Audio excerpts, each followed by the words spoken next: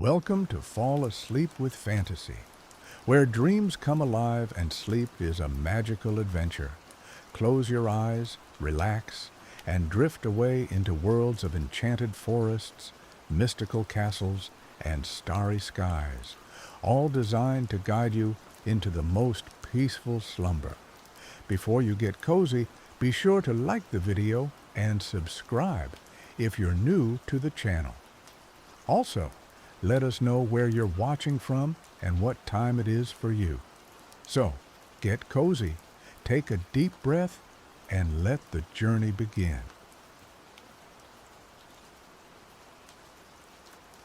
Alorica wasn't like other kingdoms. It wasn't built of stone on solid ground, but woven from living coral, spiraling upwards from the ocean floor like a fantastical, multicolored tree. Bioluminescent algae painted the city in shifting hues of emerald, sapphire, and amethyst, creating an ethereal glow that pulsed with the rhythm of the tides. The inhabitants, the Alorians, were as unique as their city. Their skin possessed a subtle shimmer, and their eyes held the deep, knowing gaze of those intimately connected to the ocean's mysteries. James, a young cartographer with a restless spirit, often found himself drawn to the edges of Alarica, where the city met the inky blackness of the deep sea. He dreamed of charting the uncharted, of discovering new currents and underwater mountains. He felt stifled by the predictable beauty of Alarica, a beauty that had become, in his eyes, a gilded cage. One evening, as the twin moons of Alorica cast long dancing shadows across the coral streets, James found himself near the workshop of Keaton, the master puppeteer. Keaton was a recluse, a figure shrouded in whispers and rumors. He lived in a secluded cove, his dwelling a chaotic jumble of driftwood shells and half-finished puppets. The Alorians regarded him with a mixture of awe and unease. His creations were legendary, dolls so exquisitely crafted that they seemed to breathe, to possess a spark of life. It was said that on still nights one could hear them whispering secrets in the dark. Drawn by curiosity, James cautiously approached the workshop. The air hung heavy with the scent of salt, varnish, and something else, something indefinably strange, like petrified wood and dried kelp. A crack of light spilled from the doorway, illuminating a scene that sent a shiver down James's spine. Keaton, a gaunt figure with eyes as dark and fathomless as the abyss, stood hunched over a workbench, his long skeletal fingers deftly carving a piece of driftwood. The wood resembled a human face, and as James watched, a startlingly lifelike expression began to emerge, a look of serene contemplation, almost sadness. The workshop was filled with puppets, hundreds of them. Some were suspended from the ceiling, their empty eyes staring blankly ahead.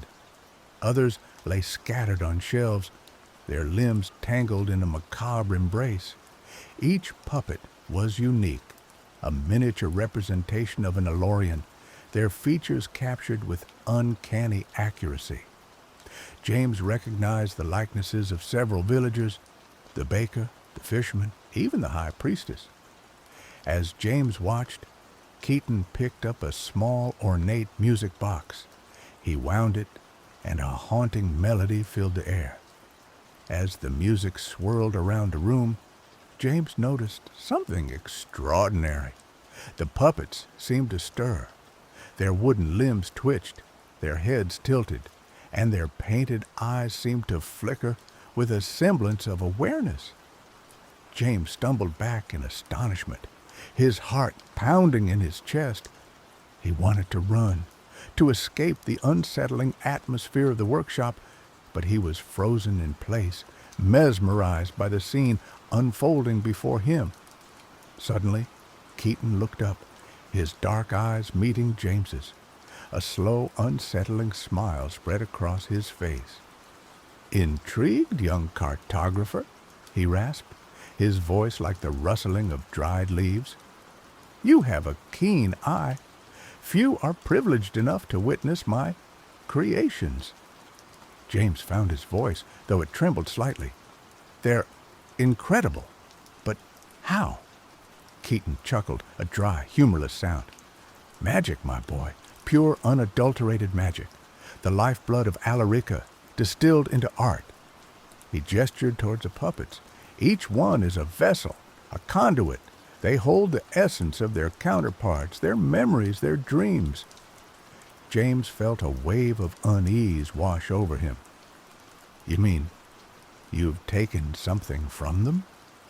Keaton's smile widened. "Taken? No, my boy. I've merely borrowed it. I've given them immortality, a place in my grand design."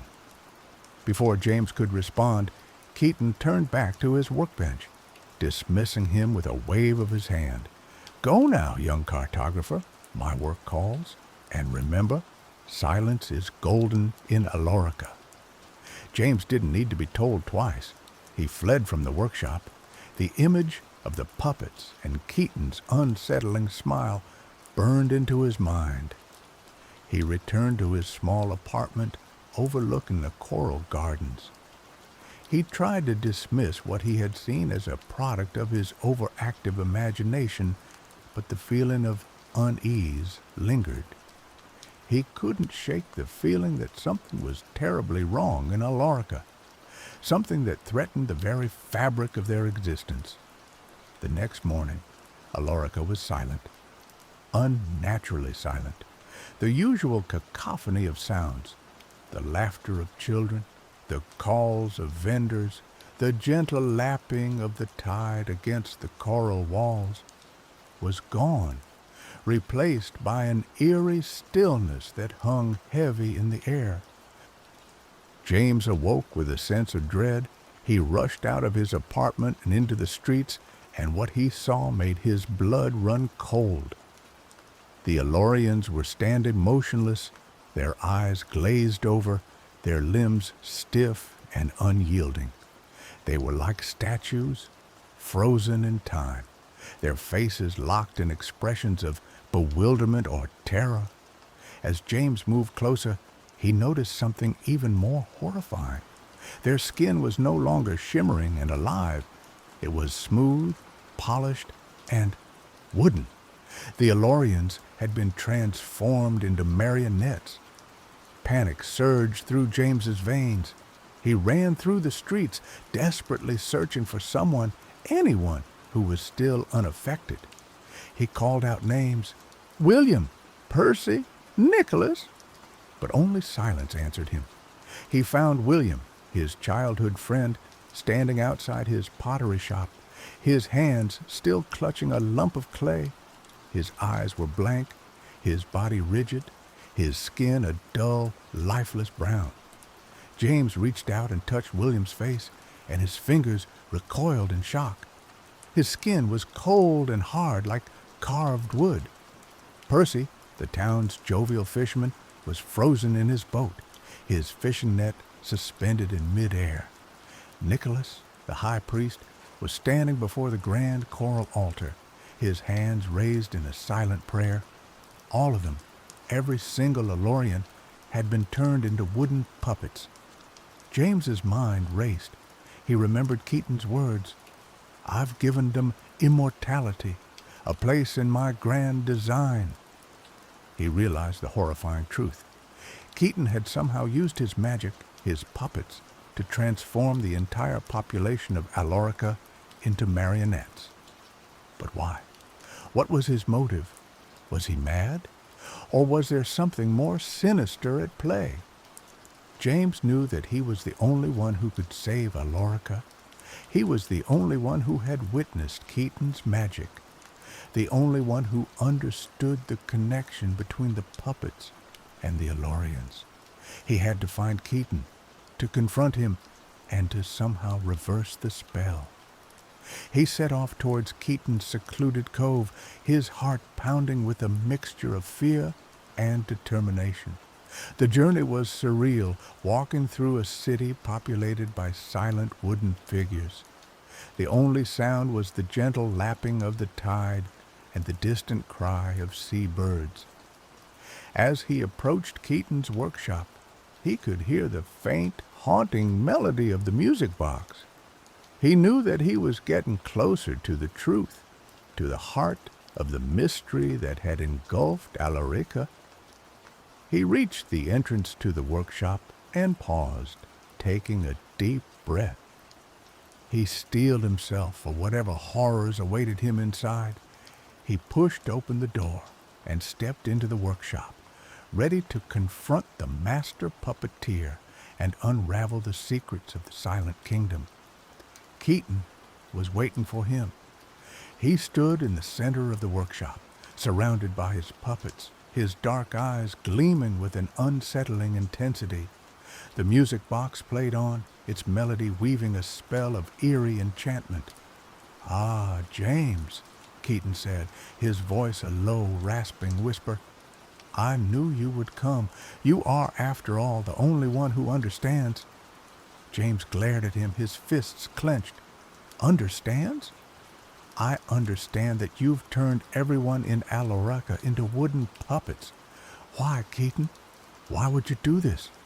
Keaton chuckled, a dry, humorless sound. "Why? Because Alarica was dying, James. It was stagnant, complacent, lost in its own beauty. The Alorians had forgotten the true meaning of life, the true power of art." He gestured towards the puppets. "Now, they are perfect. They are immortal. They are art. They will never suffer, never age, never die. They will exist forever in my grand design." James shook his head in disbelief. "This isn't art, Keaton. This is madness. You've robbed them of their lives, their emotions, their very souls." Keaton's eyes flashed with anger. "Souls? What are souls but fleeting illusions? I have given them something more enduring, something more meaningful. I have given them a purpose." He pointed to a large, intricately carved puppet that stood apart from the others. It was dressed in regal robes and bore a striking resemblance to the Queen of Alarica. "This," Keaton said, his voice filled with pride, "is my masterpiece, the Queen Marionette. She will rule Alarica forever, guided by my hand, ensuring that the kingdom remains pure, untouched by the corruption of the outside world." James realized the full extent of Keaton's madness. He wasn't just a puppeteer. He was a megalomaniac, a delusional artist who believed that he had the right to control the lives of others. "You can't do this, Keaton," James said, his voice trembling with emotion. "You can't control people like puppets. They have their own free will, their own destinies." Keaton laughed. "Free will? A childish fantasy. We are all puppets, James, dancing to the tune of fate. I have simply taken control of the strings."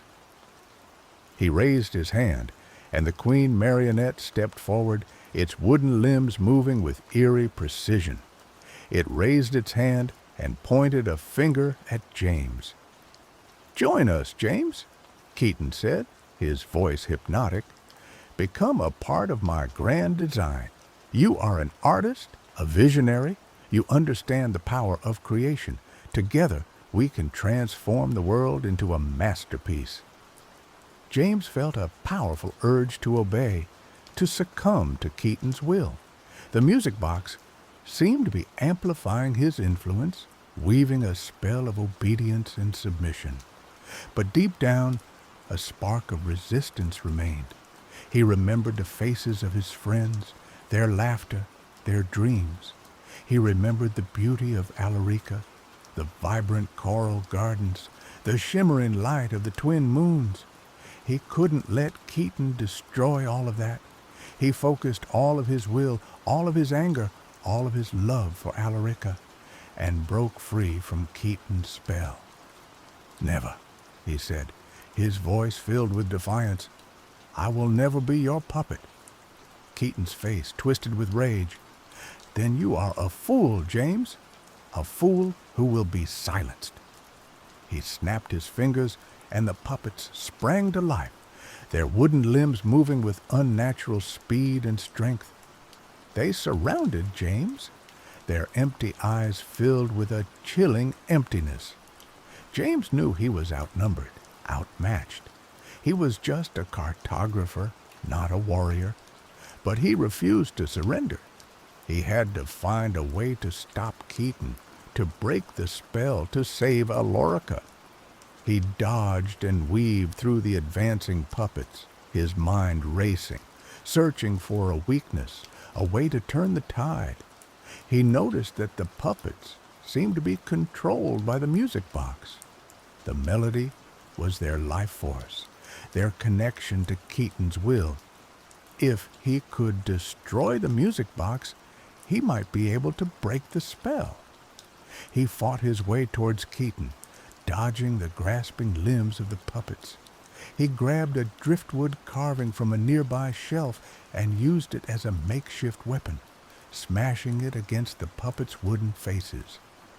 Keaton watched him with a mixture of anger and amusement. You can't win, James. My magic is too powerful. James ignored him and continued to fight his way closer to the music box. He leapt onto the workbench and grabbed the music box, raising it above his head. Keaton screamed, his voice filled with rage. No, don't do it! James hesitated for a moment, knowing that destroying the music box might have unforeseen consequences.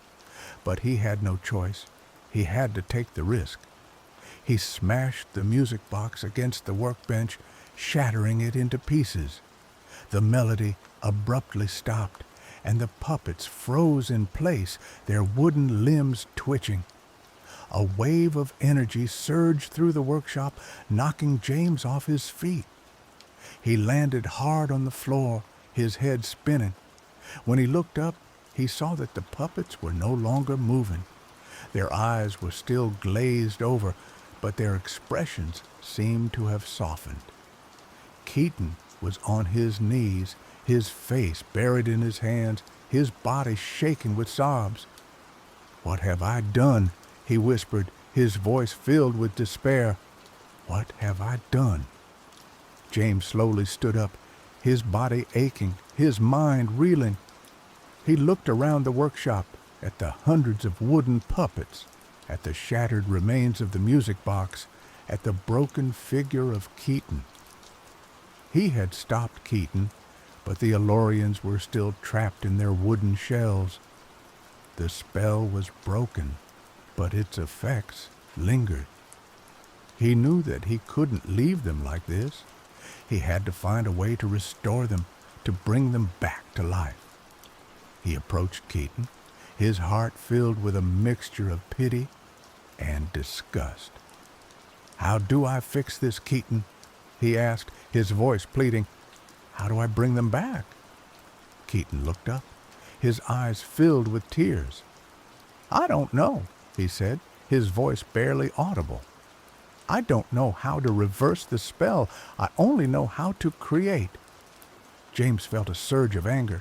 "You're lying! You must know! You created this mess! You have to fix it!" Keaton shook his head. "I used a forbidden magic, a magic that I barely understood.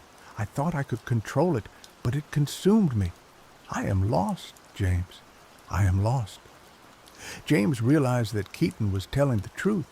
He was a broken man, consumed by his own madness, unable to undo the damage he had caused. James turned away from Keaton and looked at the silent puppets. He knew that he was on his own. He had to find a way to save Alorica, even if it meant venturing into the unknown, even if it meant facing dangers beyond his imagination. He left the workshop, leaving the Keaton to his despair. He stepped out into the silent city, the city of wooden puppets, the city that he had sworn to save. He began to search for answers, for clues, for anything that could help him restore the Elorians to their former selves. He consulted ancient texts. He sought the wisdom of the elders. He even ventured into the dark and dangerous depths of the ocean, searching for forgotten magic. Days turned into weeks, and weeks into months. James tirelessly pursued his quest, driven by his love for Alarica and his unwavering belief that he could find a way to break the spell. And finally, after months of searching, he found it.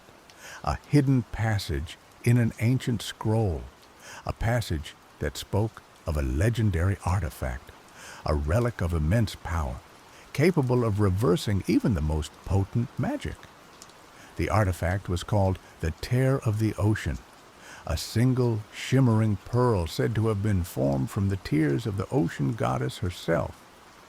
It was hidden in a forgotten temple, deep within the treacherous coral labyrinth, a maze of twisting tunnels and deadly currents.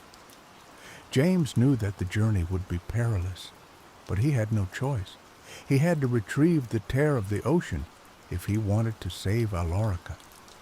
He prepared for his journey, gathering supplies, studying maps, and honing his skills. He knew that he would face many challenges, but he was determined to succeed.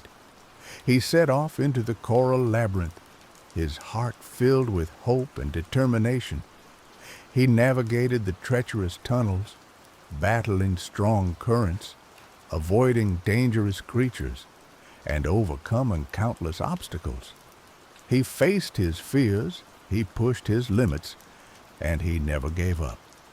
And finally, after many days of relentless searching, he found it. The forgotten temple, a majestic structure of shimmering coral, stood at the heart of the labyrinth. It was guarded by ancient spirits, powerful entities that tested James's worthiness, his courage, and his compassion. He faced their trials, he proved his worth, and he was finally granted access to the inner sanctum of the temple. And there, in the center of the sanctum, resting on a pedestal of pure white coral, was the Tear of the Ocean. It was more beautiful than anything James had ever seen. It shimmered with an ethereal light, pulsating with the life force of the ocean. He reached out and took the Tear of the Ocean, his hands trembling with emotion. He could feel its power, its immense energy, its connection to the very soul of Alarica. He knew that he had found a key to saving his kingdom. He returned to Alarica, holding the Tear of the Ocean high above his head. He stood before the silent puppets, his heart filled with hope. He closed his eyes and focused all of his will, all of his love, all of his energy into the Tear of the Ocean. He whispered an ancient incantation, a prayer to the ocean goddess, asking for her forgiveness, her guidance, and her blessing. And then he unleashed the power of the Tear of the Ocean. A wave of energy surged through Alarica, washing over the wooden puppets, filling them with life, with warmth, with emotion. The wooden skin began to fade, replaced by the shimmering flesh of the Elorians. The glazed eyes began to clear, filled with awareness, with recognition, with gratitude. The silent city began to awaken, filled with the sounds of laughter, of joy, of reunion. The Elorians were back. They were free. They were alive. The celebration in Alarica was unlike anything James had ever witnessed. The Elorians danced and sang, their hearts overflowing with joy and gratitude. They showered James with praise, hailing him as a hero, a savior, the one who had brought them back from the brink of oblivion. But James didn't feel like a hero. He felt exhausted, drained, and haunted by what he had seen, by what he had done. He knew that he had saved Alarica, but he also knew that the kingdom would never be the same. The memory of the silent puppets, the image of Keaton's despair, the knowledge of the forbidden magic that lurked beneath the surface of their world, these were things that would forever haunt his dreams. He also knew that he couldn't stay in Alorica. He had changed too much. He had seen too much. He needed to escape, to find a new purpose, a new direction for his life. He approached the queen, the real queen, the one who had been restored to her throne, the one who had witnessed the horrors of Keaton's reign.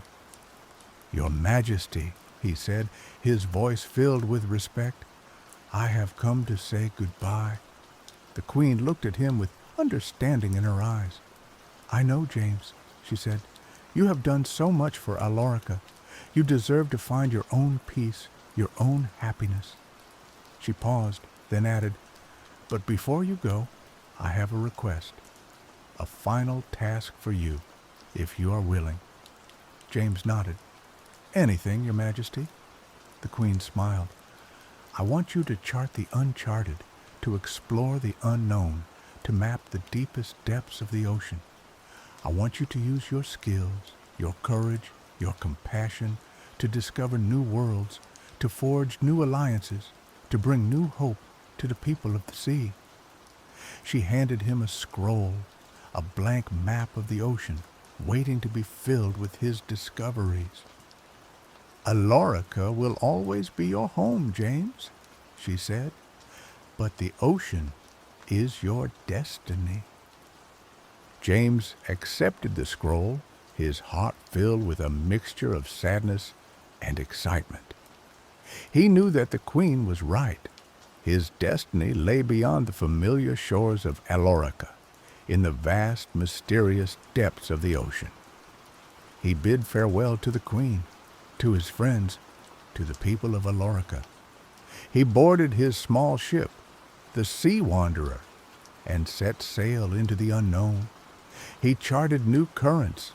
He discovered new islands. He encountered strange and wonderful creatures. He faced storms and monsters. He navigated treacherous reefs and hidden whirlpools. He learned to trust his instincts, to rely on his skills, to embrace the unknown. He discovered the true meaning of freedom, the true power of exploration, the true beauty of the ocean. He filled the blank map with his discoveries, creating a legacy that would inspire generations of Alorians to explore the depths of the sea. And as he sailed into the sunset, he knew that he had found his purpose, his destiny, his place in the grand tapestry of the ocean. He was James, the cartographer, the savior of Alorica, the explorer of the unknown, and he was finally free. Years later, a young Alorian girl stood on the shores of Alorica, gazing out at the vast ocean. She held a scroll in her hands, a map of the ocean, filled with the discoveries of James, the legendary cartographer. She dreamed of following in his footsteps, of exploring the unknown, of discovering new worlds. She knew that the ocean was full of dangers, but she also knew that it was full of possibilities. She looked up at the twin moons of Alorica, their light shimmering on the surface of the water. She whispered a prayer to the ocean goddess, asking for her guidance, her protection, and her blessing. And then she set sail into the unknown, ready to face whatever challenges lay ahead, ready to embrace her destiny, ready to become the next legend of the sea. The silent kingdom of Alorica had been saved, and its spirit of exploration lived on, inspiring new generations to venture into the depths of the ocean, to discover the secrets that lay hidden beneath the waves, and to never forget the lessons of the past. The tale of the puppeteer served as a constant reminder. Beauty could mask darkness, and the pursuit of perfection could lead to devastating consequences. The Alorians, forever changed, learned to cherish their freedom, their individuality, and the vibrant tapestry of life that made their underwater kingdom so unique. And so, Alorica continued to thrive, a beacon of hope and resilience in the vast and mysterious ocean, its story echoing through the ages, a testament to the power of courage, compassion, and the enduring spirit of the sea. Elara, her hands weathered like ancient wood, moved with a grace that belied her 70 years.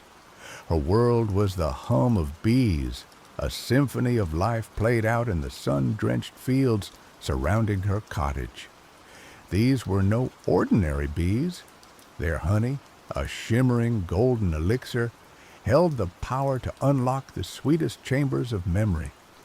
A single spoonful could transport one back to their first love, a childhood Christmas, or the day a long-held dream came true.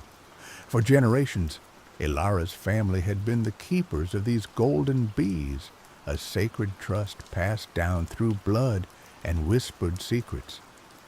She knew the language of the hive, the subtle dances that communicated needs and warnings. She understood the delicate balance that allowed the bees to create their magic, the precise combination of wildflowers and sunlight that infused their honey with its extraordinary properties. The memory honey, as it was known, wasn't sold for profit. It was given freely, offered as a balm for grief, a tonic for despair, a reminder that even in the darkest of times, joy existed. Elara had seen hardened war veterans weep with the remembered embrace of their mothers, grieving widows laugh with the ghost of their husbands' jokes, and children, robbed of happy beginnings, find solace in fabricated yet vividly experienced moments of joy. The honey was a gift, a responsibility, and a secret fiercely guarded. Then the silence began. It started subtly, a gradual thinning of the familiar drone that permeated the air around the hives. Elara initially dismissed it as a natural fluctuation, a lull in activity due to the changing seasons. But the lull deepened, the hum faded, and the worst dawned upon her. The bees were vanishing. Hives that had once teemed with life were now eerily quiet, their golden inhabitants dwindling to a mere handful. Panic clawed at Elara's throat. She checked for disease, for parasites, for any of the usual culprits that plagued beekeepers. But the bees were healthy, strong, and strangely disoriented. They seemed to be searching for something, their delicate antennae twitching in confusion. Desperate, Elara consulted the ancient journals left by her ancestors, brittle parchment filled with arcane knowledge and warnings. She pored over their cryptic entries, her heart sinking with each passing hour. Finally, she found it, a passage, almost faded to illegibility, that spoke of a similar crisis, a time when the golden bees had disappeared, lured away by the allure of the Fae, the realm of the unseen, the creatures of myth and legend. Elara had always considered them stories, fantastical tales told to frighten children, but the journals spoke of their capricious nature, their love of beauty, and their insatiable desire for anything that held a spark of magic. The golden bees, with their honey that could manipulate memories, were undoubtedly a treasure in the eyes of the Fae. The journal described a hidden portal, a gateway between the mortal world and the realm of the Fae, located deep within the Whispering Woods, a place shunned by the villagers due to its unsettling atmosphere and strange occurrences. The portal was said to open only under the light of the hunter's moon, the full moon that marked the beginning of autumn. Elara knew what she had to do. She had to venture into the Whispering Woods, find a portal, and confront the Fae. The thought terrified her. She was an old woman, a beekeeper, not a warrior or a hero. But the fate of the bees and the solace they brought to the world rested on her shoulders. She couldn't fail. With a heavy heart, Elara packed a bag with provisions, dried berries, hard cheese, a flask of water, and a small jar of memory honey, salvaged from one of the nearly empty hives. She also took her grandfather's beekeeping veil, a worn leather apron, and a sturdy oak staff, its handle carved with the image of a bee. As she stepped out of her cottage and into the twilight, she felt a shiver run down her spine. The whispering woods loomed ahead, a dark and forbidding presence. The whispering woods lived up to its name. The wind rustled through the ancient trees, creating a constant murmur of secrets and warnings. Twisted branches clawed at the sky, their gnarled shapes forming grotesque figures in the fading light. The air was thick with the scent of damp earth, decaying leaves, and something else, something indefinable, yet undeniably magical. Elara followed the directions in the journal, her steps slow and deliberate. The woods seemed to resist her progress, thorny bushes snagging at her clothes, roots tripping her feet.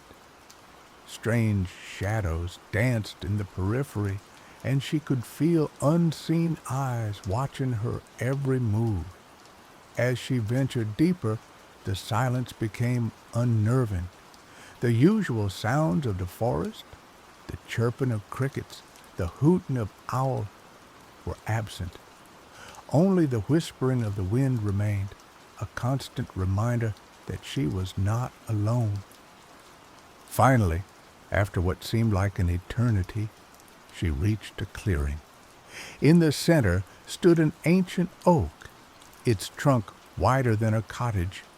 Its branches, draped with glowing moss, reached towards the sky like supplicating arms. Around the base of the tree, the ground was covered in a ring of luminous mushrooms, their caps pulsing with a soft, ethereal light. This was it, the portal. As Elara approached the oak, she could feel a surge of energy emanating from it. The air crackled with magic, and the whispering wind intensified, swirling around her like a tangible force. She raised her staff and touched it to the trunk of the tree. Suddenly, the ground beneath her feet began to tremble. The luminous mushrooms pulsed faster, their light growing brighter. The air shimmered, and a swirling vortex of energy opened in front of her, a gateway into another realm. The portal was a kaleidoscope of colors, a swirling vortex of emerald, sapphire, and gold. It pulsed with an irresistible energy, beckoning her to step through. Fear threatened to paralyze her, but Elara steeled her resolve. She had come too far to turn back now. Taking a deep breath, she stepped into the portal. The transition was disorienting. One moment, she was standing in the whispering woods. The next, she was in a world unlike anything she had ever imagined. The air was heavy with the scent of blooming flowers and ripe fruit. Towering trees, their leaves shimmering with iridescent colors, formed a canopy overhead, filtering the light into a soft, ethereal glow. Waterfalls cascaded down moss-covered cliffs, their waters sparkling like liquid jewels. This was the realm of the Fae. The landscape was breathtakingly beautiful, but also unsettlingly alien. The laws of physics seemed to bend and twist here. Trees grew upside down, their roots reaching toward the sky. Water flowed uphill, defying gravity. The air hummed with a constant undercurrent of magic, a palpable energy that made her skin tingle. As Elara ventured further into the realm, she encountered its inhabitants. The Fae were as varied as the landscape itself. Some were tall and graceful, with flowing hair and piercing eyes. Others were small and mischievous, with pointed ears and mischievous grins. They were dressed in garments woven from leaves, flowers, and shimmering threads of light. They regarded her with curiosity, their eyes glinting with amusement and suspicion.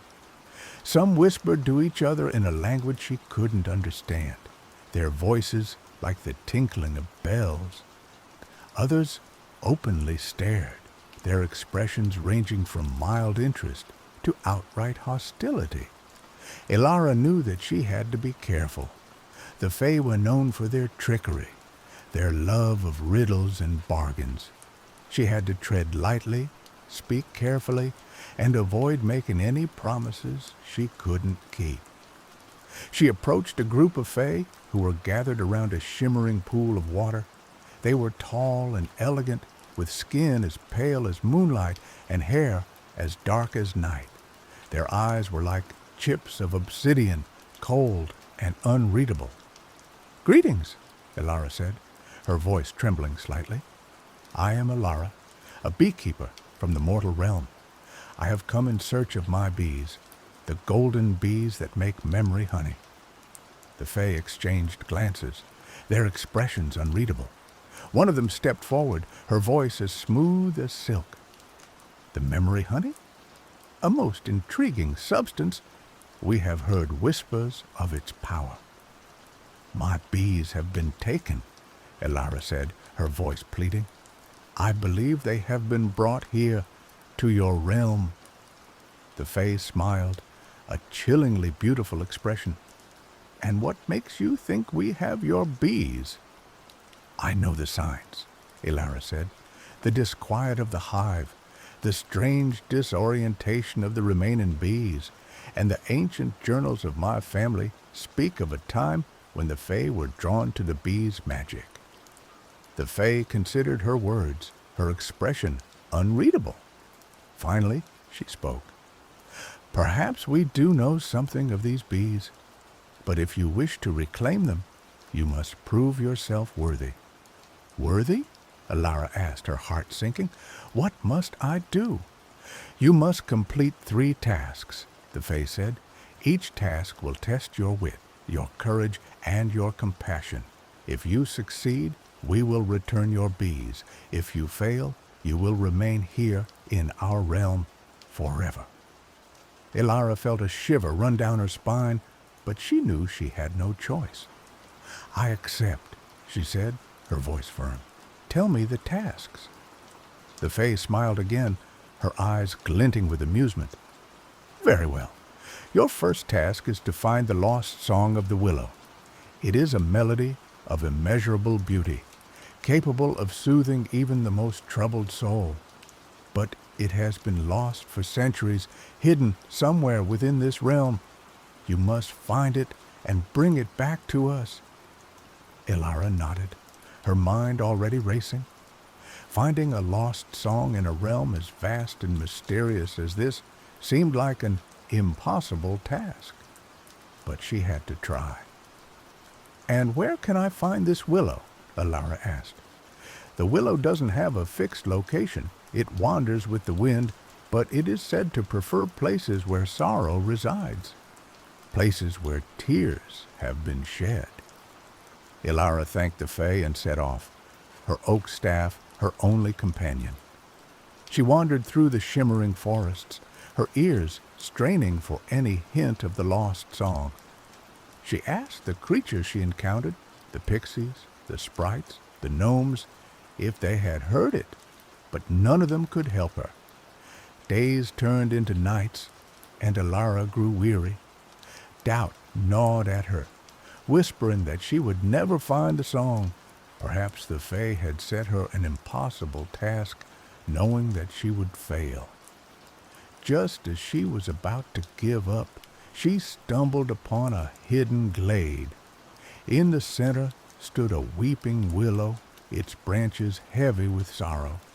The air around it was thick with a palpable sense of sadness, as if the tree itself was grieving. As Elara drew closer, she heard it, a faint, ethereal melody carried on the wind. It was the lost song of the willow, a hauntingly beautiful tune that spoke of loss, longing, and the enduring power of hope. Tears welled up in Ilara's eyes as she listened to the song. It resonated with her own grief, the pain of losing her husband, the fear of failing her family's legacy, but it also reminded her of the beauty of life, the joy of connection, and the importance of holding on to hope, even in the darkest of times. She carefully transcribed the melody onto a piece of bark, using charcoal she found nearby. Then, with a heavy heart, she returned to the Fae, carrying the lost song of the willow. The Fae listened intently as Ilara played the song on a simple flute she had fashioned from a hollow reed. The melody filled the air, its haunting beauty touching even the coldest hearts. When she finished, the Fae was silent for a moment, their expressions unreadable. Finally, the Fae spoke. "The song is indeed beautiful. You have completed the first task, but the next will be even more challenging." Ilara waited, her heart pounding in her chest. "Your second task is to retrieve the stolen laughter of the children of the glen," the Fae said. "They were once the happiest creatures in this realm, their laughter echoing through the forests. But their joy was stolen by the Shadow Witch, who covets all things bright and beautiful. You must find her lair and retrieve their laughter." Ilara felt a chill run down her spine. The Shadow Witch was a creature of nightmares, a being of pure darkness, who delighted in stealing joy and spreading despair. Her lair was said to be located in the Shadowlands, a desolate and foreboding region where sunlight never reached. "How can I find the Shadow Witch's lair?" Ilara asked, her voice barely a whisper. "Follow the path of sorrow," the Fae said. "The Shadow Witch leaves a trail of despair in her wake. Where hope fades, where dreams die, there you will find her." Ilara thanked the Fae and set off again, her oak staff her only comfort. She followed the path of sorrow, her heart heavy with each step. She passed through blighted lands where the trees were withered and the flowers had turned to ash. She saw creatures weeping, their faces etched with despair. Finally, after days of travel, she reached the Shadowlands. The air was thick with a suffocating darkness, and the ground was littered with broken dreams and shattered hopes. The Shadow Witch's lair was a towering fortress of obsidian, its walls pulsating with a malevolent energy. Ilara approached the fortress cautiously, her senses on high alert. She could feel the Shadow Witch's presence, a cold and oppressive force that threatened to crush her spirit. As she neared the gates, she was confronted by the Shadow Witch's minions, grotesque creatures twisted by darkness and despair. They attacked her with savage ferocity, their claws and teeth bared. Ilara fought back with all her might, her oak staff a surprisingly effective weapon. She parried their blows, dodged their attacks, and struck them with swift and decisive blows. But the minions were relentless, and she was beginning to tire. Just when she thought she was about to be overwhelmed, she remembered the jar of memory honey she had brought with her. She quickly opened the jar and smeared a dab of the honey onto her tongue. Suddenly, she was filled with a surge of energy and joy. She remembered the love of her family, the beauty of her bees, the satisfaction of helping others. The darkness around her seemed to recede, and she felt a renewed sense of hope and determination. With a newfound strength, she fought off the minions and forced her way into the fortress. Inside, she found herself in a vast chamber, its walls lined with cages. In each cage were the children of the glen, their faces gaunt and their eyes filled with despair. In the center of the chamber stood the Shadow Witch, a tall and terrifying figure cloaked in darkness. She held a crystal orb in her hand, and Alara could see the stolen laughter of the children of the glen swirling within it. "So, you have come to challenge me?" the Shadow Witch said, her voice a chilling rasp. "You are a fool to think you can defeat me. I am the mistress of despair, the queen of shadows. Your hope means nothing here."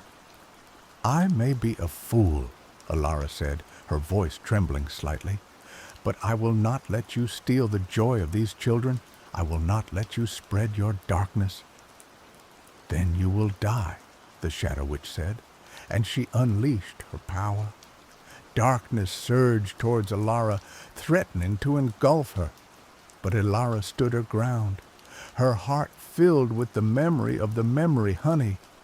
She focused on the joy of the others, the solace her bees had brought, and she pushed back against the darkness with all her might. A beam of golden light shot from her heart, striking the crystal orb in the Shadow Witch's hand. The orb shattered, and the stolen laughter of the children of the glen was released, filling the chamber with its joyful sound. The Shadow Witch shrieked in agony as the laughter washed over her, weakening her power. Alara seized the opportunity and struck her with her oak staff. The Shadow Witch crumbled into dust, and the darkness in the chamber began to dissipate. The children of the glen were freed from their cages, their laughter echoing through the fortress. They thanked Alara profusely, their eyes shining with renewed joy. Alara felt a wave of relief wash over her. She had completed the second task. With the children of the glen in tow, Alara returned to the Fae, carrying their stolen laughter. The Fae were astonished by her success. "You have shown great courage and compassion," the Fae said. "You have proven yourself worthy. But there is one task remaining. This will be the most difficult task yet." Alara braced herself, her heart pounding in her chest. "Your final task is to heal the wounded king," the Fae said. "He is the ruler of this realm, but he has been struck by a grievous wound, a wound that festers with bitterness and resentment. He is imprisoned within his castle, slowly fading away, his sorrow poisoning the land. You must heal him, or this realm will fall into darkness." Alara felt a wave of despair wash over her. Healing a wounded king, a king consumed by bitterness and resentment, seemed like an impossible task. But she knew she had to try. "How can I heal him?" Alara asked, her voice barely a whisper. "You must offer him a memory," the Fae said, "a memory of pure, unadulterated joy, a memory that will remind him of the beauty of life and the power of love. But the memory must be genuine, a memory that comes from your own heart." Alara felt a flicker of hope. She knew she had many precious memories, moments of joy and connection that she treasured above all else. But could she truly offer one to the king, a stranger consumed by bitterness and resentment? "And how do I offer him this memory?" Alara asked. "Does he need memory honey?"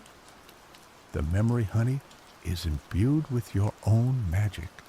It would be the same as offering him yourself. You must bare your soul. It is a risk, but if you succeed, you will have saved not only your bees, but this realm." Alara thanked the Fae and set off towards the king's castle, her heart filled with trepidation.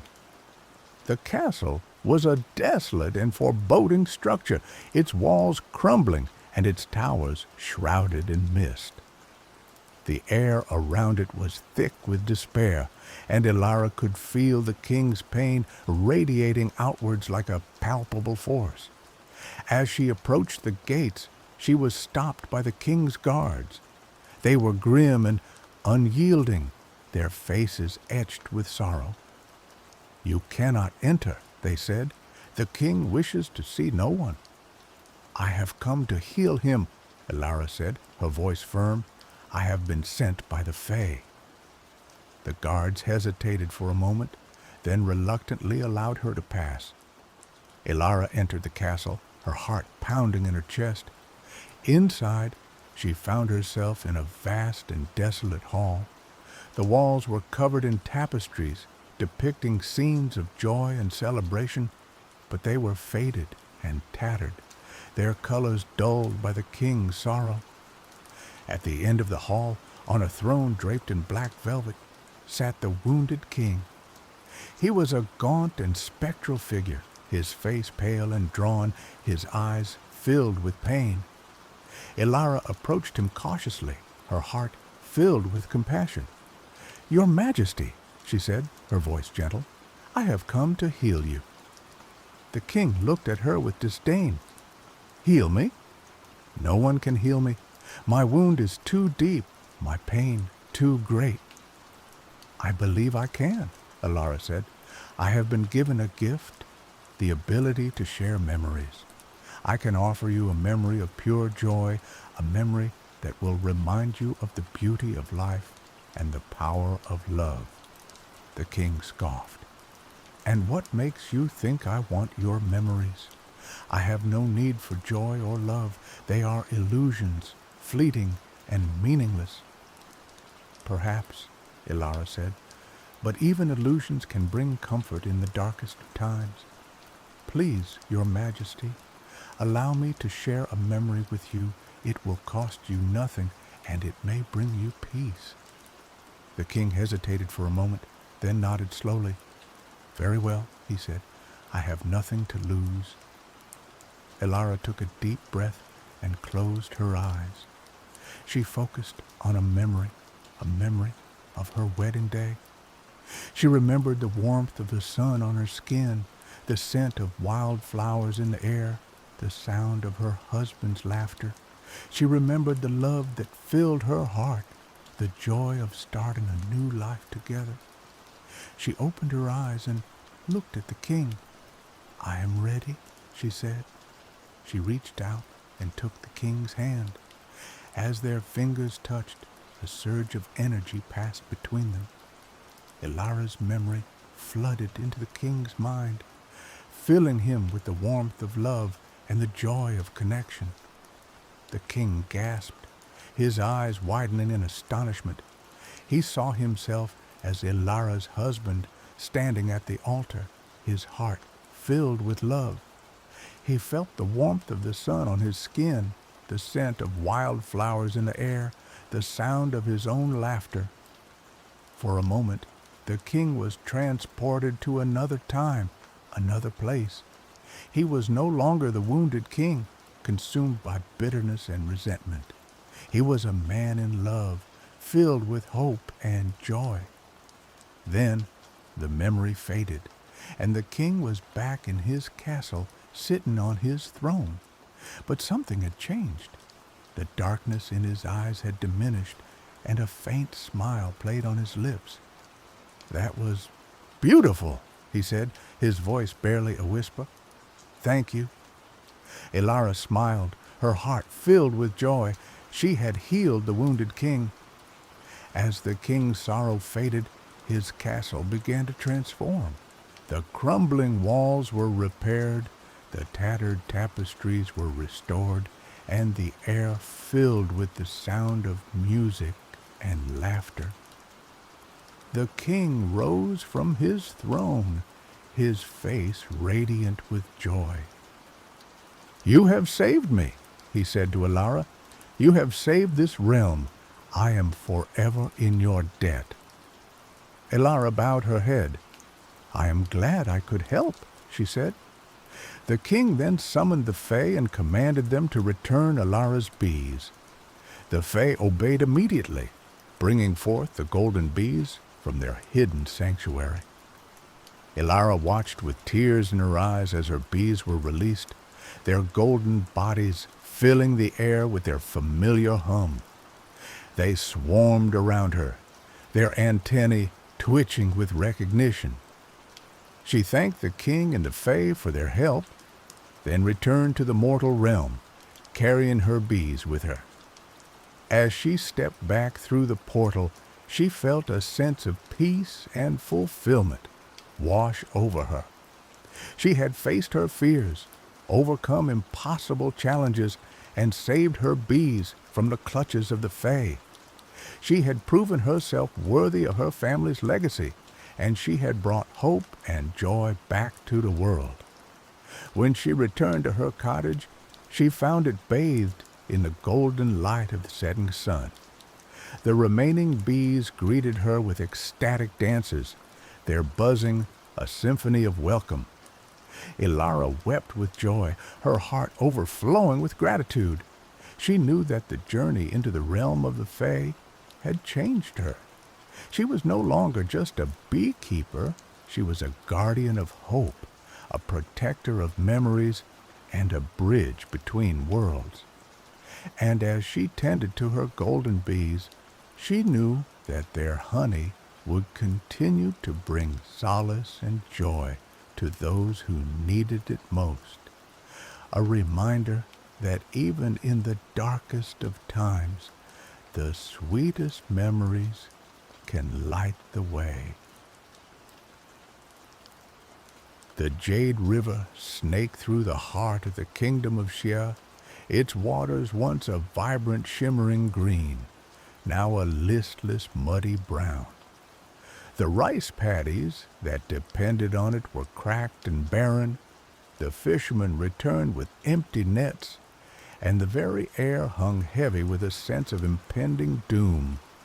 Old women whispered of the dragons, the benevolent water spirits who had once blessed Xia with prosperity, and of the pearl of Ao Guang, the artifact that held their essence, now stolen.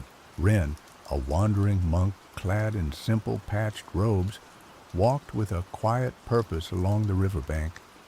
His head was shaved, save for a small topknot secured with a plain wooden pin, and his face was etched with a quiet sorrow that belied his youthful appearance.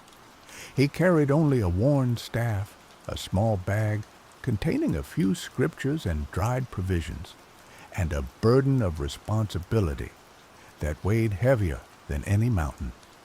Ren was the last of the dragons chosen, a lineage of monks entrusted with the care and protection of the pearl. He had failed. He had been meditating in the secluded dragon temple nestled high in the misty peaks of the Tian Shan Mountains when it happened. A band of shadowy figures, their faces masked, their movements swift and silent as shadows, had infiltrated the temple, bypassing the ancient wards that had protected it for centuries. They sought only one thing, the pearl of Ao Guang, a luminous orb that pulsed with the lifeblood of the dragons. Ren had fought, but he was outnumbered, outmatched. He watched in horror as they vanished into the night, taking with them the kingdom's hope. Now, driven by guilt and a desperate sense of duty, he followed the trail, a faint whisper on the wind, a disturbance in the flow of the river, a chilling premonition that settled deep in his bones. He arrived at a small village, its houses built on stilts above the receding waterline.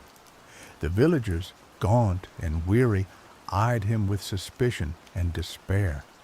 A woman with hollow eyes approached him, her voice raspy. "Monk," she croaked, "can you help us?" "The river? She is dying." Ren knelt beside the riverbank, dipping his hand into the murky water. He closed his eyes, focusing his mind, reaching out with his inner senses. The water felt empty, lifeless.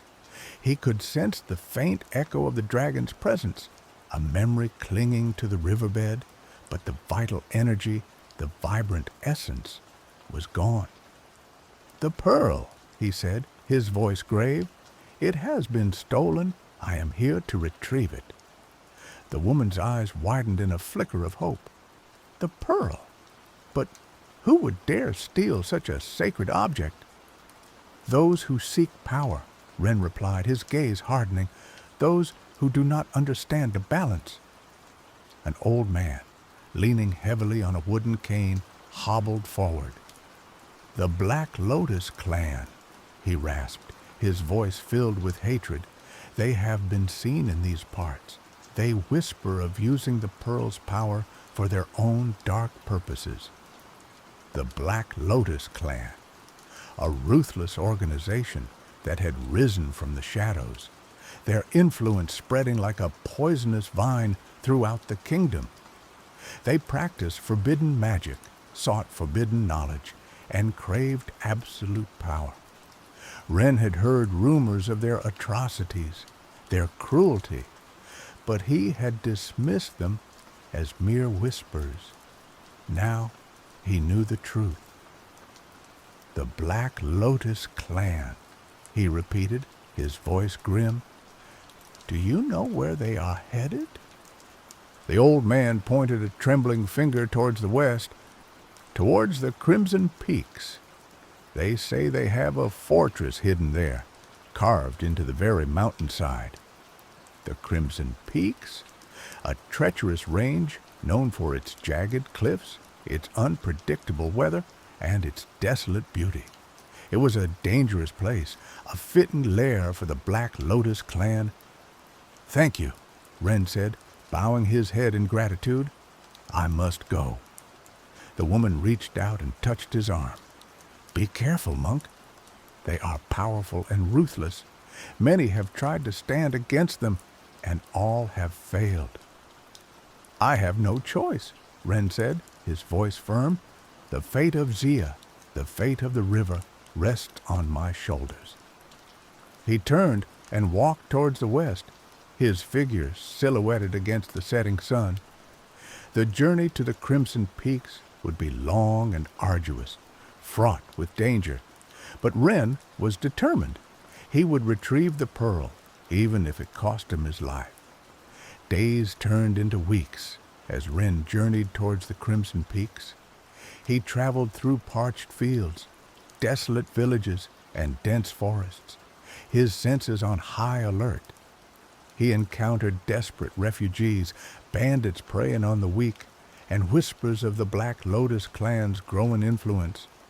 He helped where he could, sharing his meager rations with the hungry, offering comfort to the grieving, and using his knowledge of martial arts to defend the innocent. But his primary focus remained on his mission.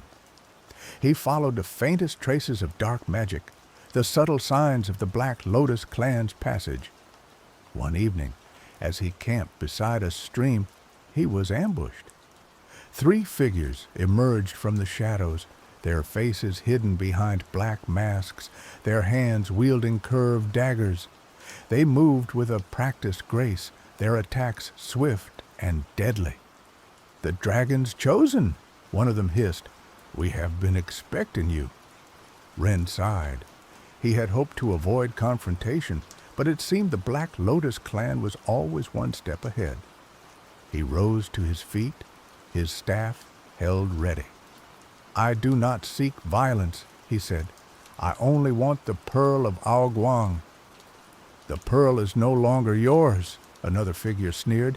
"It belongs to the Black Lotus clan now, and you, monk, will die." They attacked. Wren defended himself with skill and precision, his staff a blur of motion. He deflected their daggers, countered their strikes, and sought to disarm them without causing serious harm. He was a monk, not a warrior. He did not believe in taking lives. But the assassins were relentless. They pressed their attack, their movements becoming more aggressive, their intent more deadly. Wren realized that he could not hold back. He would have to fight to survive. He channeled his inner energy, his chi. focusing it into his movements. His senses sharpened, his reflexes quickened, and his strikes became more powerful. He unleashed a flurry of blows, disarming one assassin and sending him crashing into a tree. He kicked another, sending him sprawling to the ground. The third assassin lunged at him, his dagger aimed at Ren's heart. Ren parried the blow, grabbed the assassin's wrist, and twisted it sharply. The dagger clattered to the ground. He then delivered a swift kick to the assassin's chest, sending him flying backwards. The assassins lay groaning on the ground, defeated but not dead. Ren stood over them, his staff held steady. "Tell me," he demanded, "where is the pearl? Where is the Black Lotus clan's fortress?" The assassins remained silent, their faces hidden behind the masks. Ren sighed. He knew he could not force them to speak. He turned and walked away, leaving them to their fate. He knew that the Black Lotus clan would not give up. They would continue to hunt him, to try to stop him. But he would not be deterred. He would continue his journey, even if it meant facing death itself. After several more days of travel, Ren finally reached the foothills of the Crimson Peaks. The air grew colder, the terrain more rugged, and the atmosphere heavy with foreboding. He could feel the dark magic emanating from the mountains, a palpable sense of dread that made his skin crawl. He climbed higher, following a narrow, winding path that clung to the side of the mountain. The wind howled around him, carrying with it the whispers of lost souls. He saw the bones of animals scattered along the path, a grim reminder of the dangers that lurked in these mountains. Finally, he reached a hidden valley, shrouded in mist and shadow. In the center of the valley stood the Black Lotus clan's fortress, a monolithic structure carved into the mountainside. It was an imposing sight, a testament to the clan's power and influence. The fortress was guarded by heavily armed soldiers, their faces masked, their eyes cold and merciless. They patrolled the walls, their movements precise and disciplined. Ren knew that he could not simply walk in. He would have to find a way to infiltrate the fortress undetected. He spent hours observing the fortress, studying its defenses, searching for a weakness. He noticed a small, unguarded entrance on the far side of the fortress, a narrow tunnel that seemed to lead into the mountainside. It was a risky option, but it was his only chance. Under the cover of darkness, Ren made his way towards the tunnel. He moved silently, stealthily, blending into the shadows. He avoided the guards, slipping past them like a ghost. He reached the entrance to the tunnel and hesitated for a moment. He knew that entering the tunnel was a gamble. It could be a trap, but he had no other choice. He took a deep breath and stepped into the darkness. The tunnel was narrow and claustrophobic, the air thick with the smell of damp earth and decay. Ren moved slowly, carefully, his hands outstretched, feeling his way through the darkness. He could hear the sound of dripping water, the scuttling of rats, and the faint echo of voices in the distance. The tunnel twisted and turned, leading him deeper and deeper into the mountainside. He passed through several chambers, some empty, others filled with strange and disturbing objects. He saw altars adorned with skulls, cages filled with terrified animals, and shelves lined with jars containing strange concoctions. He realized that the Black Lotus clan was not merely a group of power-hungry individuals. They were practitioners of dark magic, worshippers of ancient and malevolent spirits. They were a threat not only to Shia, but to the entire world. Finally, the tunnel opened into a large cavern. In the center of the cavern stood a raised platform, and on the platform, bathed in an eerie green light, was the Pearl of Aoguang. The pearl pulsed with a faint, sickly glow, its once vibrant energy drained and corrupted by the dark magic of the Black Lotus clan. It was surrounded by figures clad in black robes, their faces hidden behind masks. They chanted in a low, guttural language, their voices resonating with dark power. At the head of the platform stood a tall, imposing figure, his robes adorned with intricate symbols of the Black Lotus. He held a staff topped with a black lotus blossom, its petals glowing with an unholy light. This was the leader of the Black Lotus clan, the one responsible for stealing the pearl, the one who sought to plunge Sia into darkness. Ren stepped out of the shadows, his presence disrupting the ritual. The figures turned to face him, their eyes burning with hatred. "The dragon's chosen," the leader said, his voice cold and devoid of emotion. "You are too late. The pearl is ours now, and with its power we will reshape the world in our image." "You do not understand the power you are wielding," Ren said, his voice firm. "The pearl is not a weapon. It is a source of life, a symbol of balance. You are corrupting it, twisting it to your own selfish ends." "Balance is an illusion," the leader sneered. "Power is all that matters, and soon all the power will be ours." He raised his staff, and the figures began to chant louder, their voices building to a crescendo. The pearl pulsed with increasing intensity, its corrupt energy spreading throughout the cavern. The very air crackled with dark magic. Ren knew that he had to act quickly. If the Black Lotus clan completed their ritual, the pearl would be lost forever, and Jia would be plunged into eternal darkness.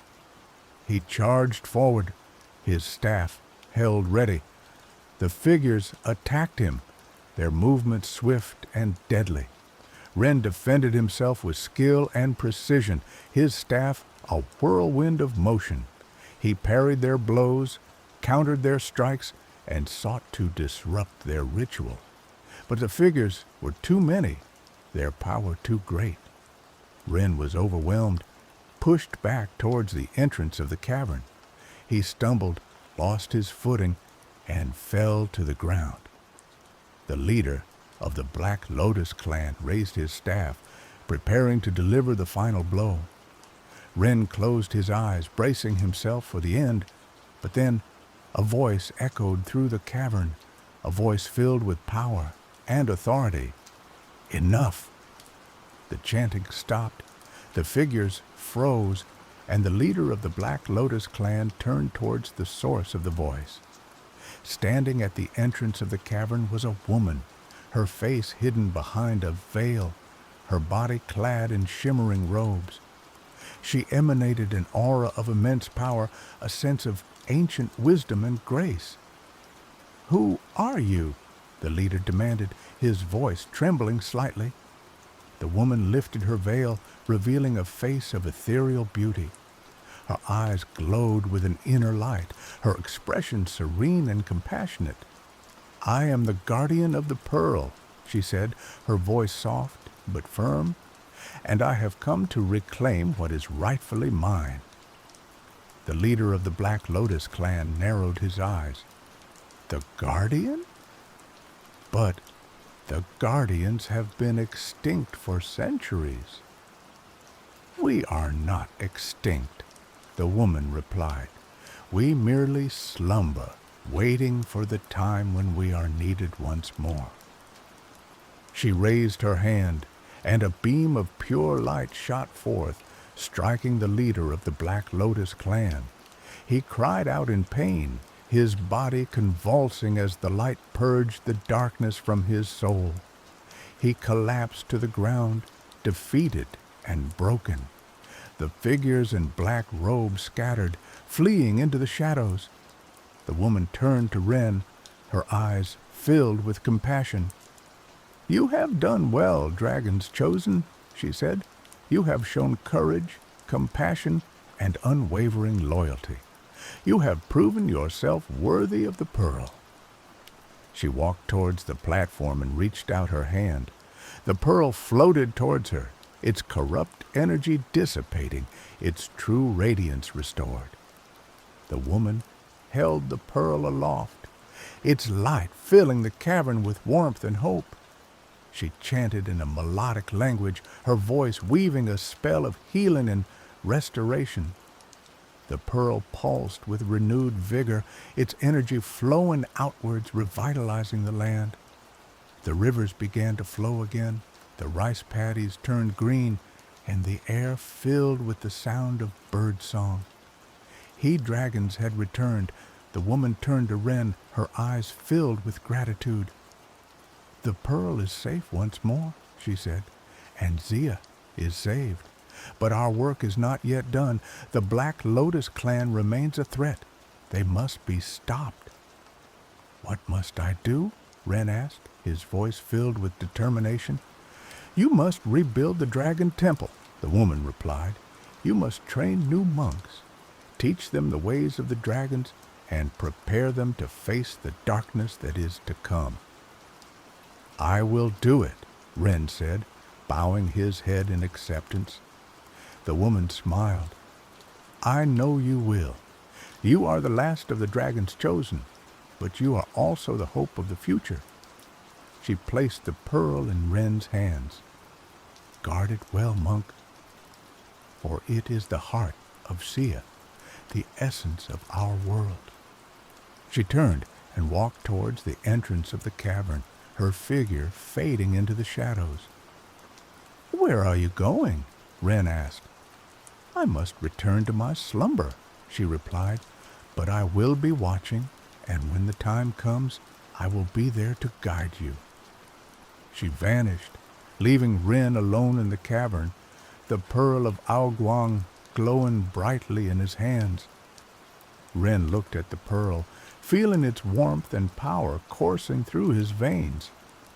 He knew that he had a long and difficult journey ahead of him. But he was not afraid. He had the pearl, he had the support of the guardian, and he had the unwavering belief in the power of good. He left the fortress, leaving behind the remnants of the Black Lotus clan. He walked towards the east, towards the Tian Shan Mountains, towards the Dragon Temple. He would rebuild the temple, he would train new monks, and he would prepare for the darkness that was to come. He was the last of the Dragon's Chosen, and he would not fail. The journey back to the Dragon Temple was long and arduous, but Wren pressed on, driven by a sense of purpose and duty. As he traveled, he witnessed the land slowly recovering from the Black Lotus clan's corruption. The rivers flowed freely, the fields were fertile, and the people were filled with hope. He reached villages where the Black Lotus clan had once held sway, and he helped the people rebuild their lives, offering them guidance, support, and protection. He shared stories of the dragons, reminding them of the ancient wisdom and the importance of balance. He met many who had suffered at the hands of the Black Lotus clan, victims of their cruelty and their dark magic. He listened to their stories, offering them comfort and healing. He learned of the clan's inner workings, their methods, and their goals. He realized that the Black Lotus clan was not merely a group of power-hungry individuals, but a deeply rooted organization with a complex network of influence and a long history of darkness. They had infiltrated every level of society, from the imperial court to the smallest village. He knew that defeating them would not be easy. It would require more than just strength and skill. It would require cunning, strategy, and the support of the people. As he approached the Tian Shan Mountains, he began to encounter individuals who were drawn to his cause, people who had been touched by the dragons or who had suffered at the hands of the Black Lotus clan. There was Lin, a young woman from a remote village, who had witnessed her family murdered by the clan. She possessed a fierce determination and a natural talent for martial arts. She sought revenge, but she also sought justice. There was Jian, an old scholar, who had been imprisoned by the clan for refusing to share his knowledge of ancient magic. He was frail and weak, but his mind was sharp, and his knowledge was vast. He possessed a deep understanding of the Black Lotus clan's history and their weaknesses. There was May, a skilled herbalist who had been forced to create potions for the clan's dark rituals. She had a gentle nature, but she also possessed a strong sense of morality. She sought to atone for her past actions and to use her knowledge to heal and protect others. Ren welcomed these individuals into his fold, recognizing their potential and their dedication. He began to train them, teaching them the ways of the dragons, the art of martial arts, and the principles of compassion and balance. He taught them to harness their inner energy, to focus their minds, and to use their skills for the good of others. He emphasized the importance of teamwork, of trust, and of unwavering loyalty. As they trained, they formed a strong bond, becoming more than just companions. They became a family united by their shared purpose and their unwavering belief in the power of good. Finally, they reached the Dragon Temple, a crumbling ruin nestled high in the misty peaks of the Tian Shan Mountains. The temple had been desecrated by the Black Lotus clan, its sacred objects stolen, its walls defiled. Ren and his companions set to work, cleaning the temple, repairing the walls, and restoring the sacred objects.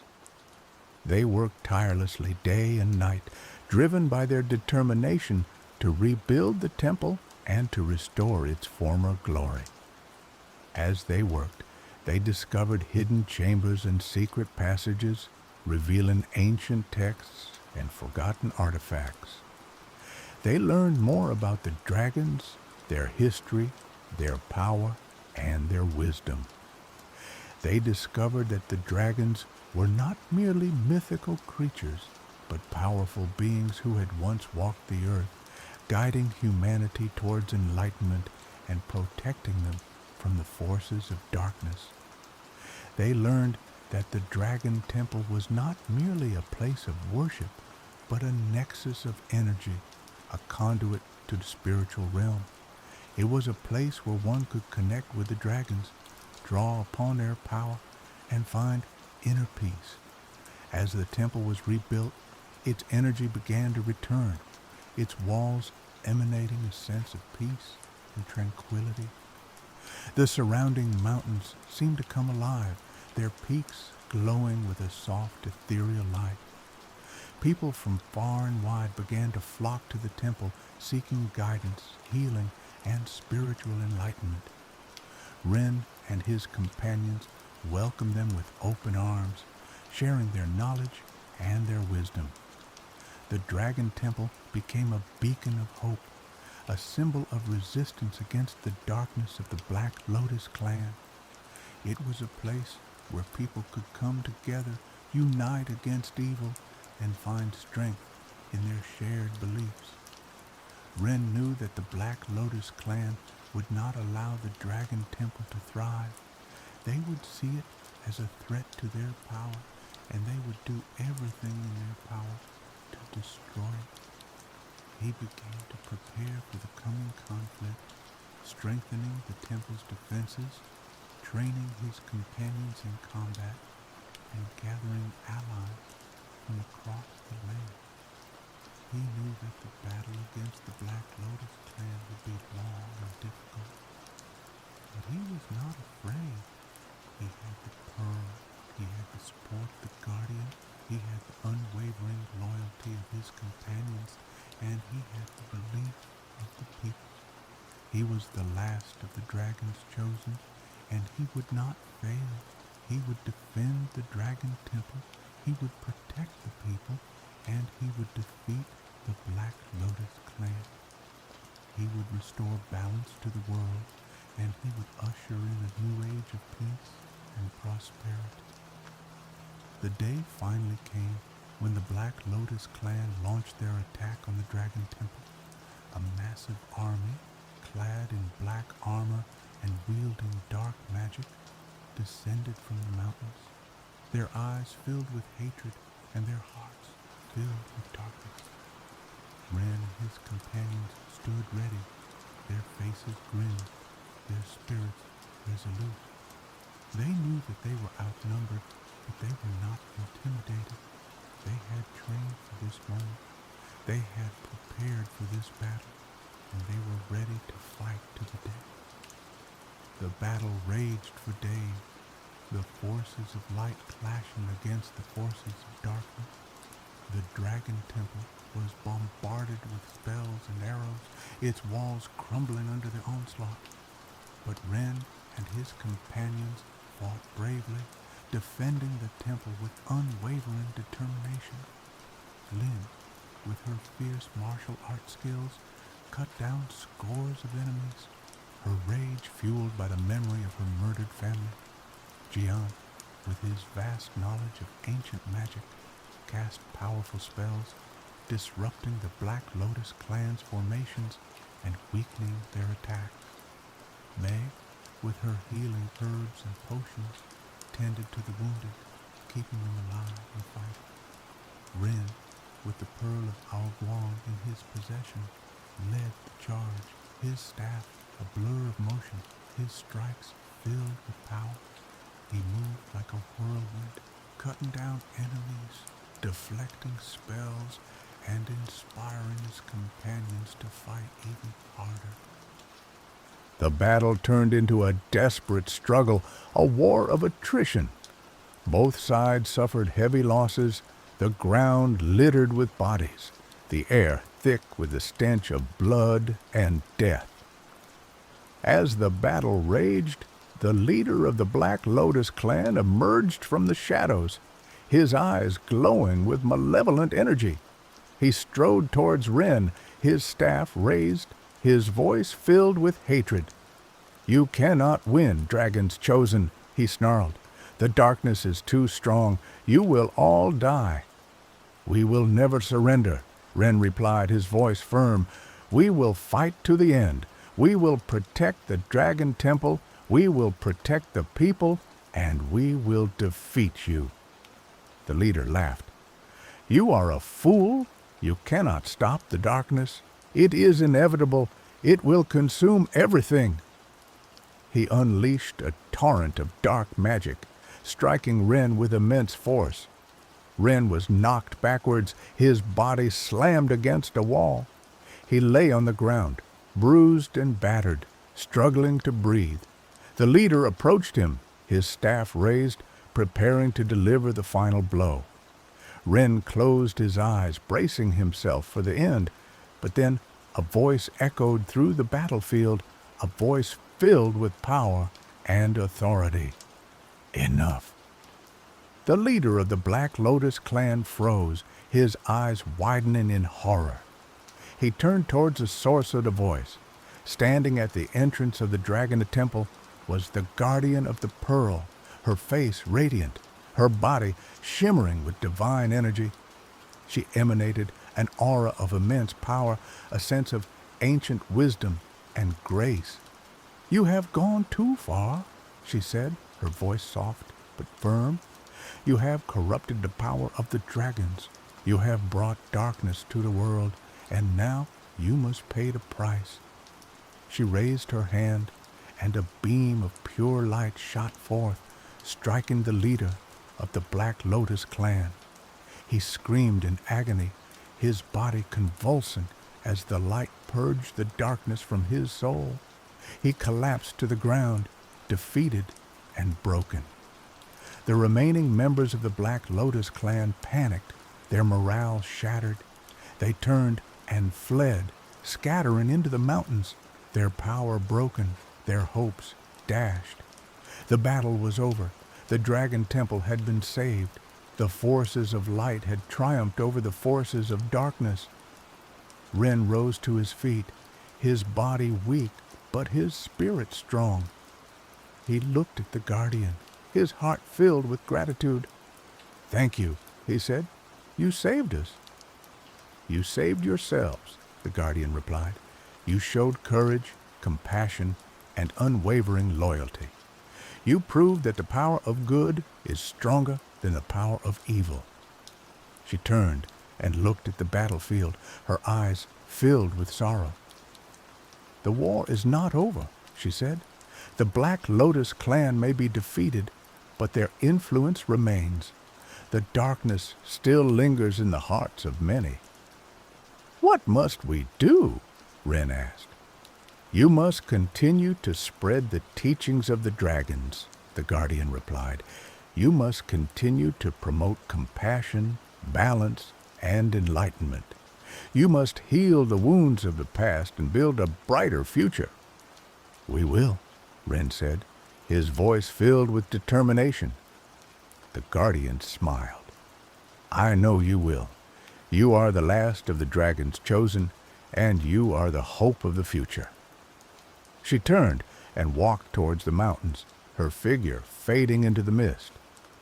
"Where are you going?" Ren asked. "I must return to my slumber," she replied. "But I will be watching, and when the time comes, I will be there to guide you." She vanished, leaving Ren alone on the battlefield, surrounded by his companions, the pearl of Aoguang glowing brightly in his hands. Ren looked at the pearl, feeling its warmth and power coursing through his veins. He knew that he had a long and difficult journey ahead of him, but he was not afraid. He had the pearl, he had the support of his companions, and he had the belief of the people. He was the last of the dragons chosen, and he would not fail. He would continue to spread the teachings of the dragons.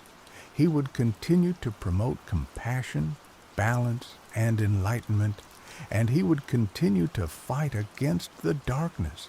He would build a new world, a world of peace, prosperity, and harmony. He would create a legacy that would last for centuries to come. The rivers of Xia flowed again with vibrant life, and the land prospered under the watchful eye of the returning dragons, their essence secured within the pearl of Aoguang, protected by the rebuilt dragon temple and the legacy of the monk Ren, the last of the dragons chosen. The whisper of the rivers carried the song of hope throughout the kingdom.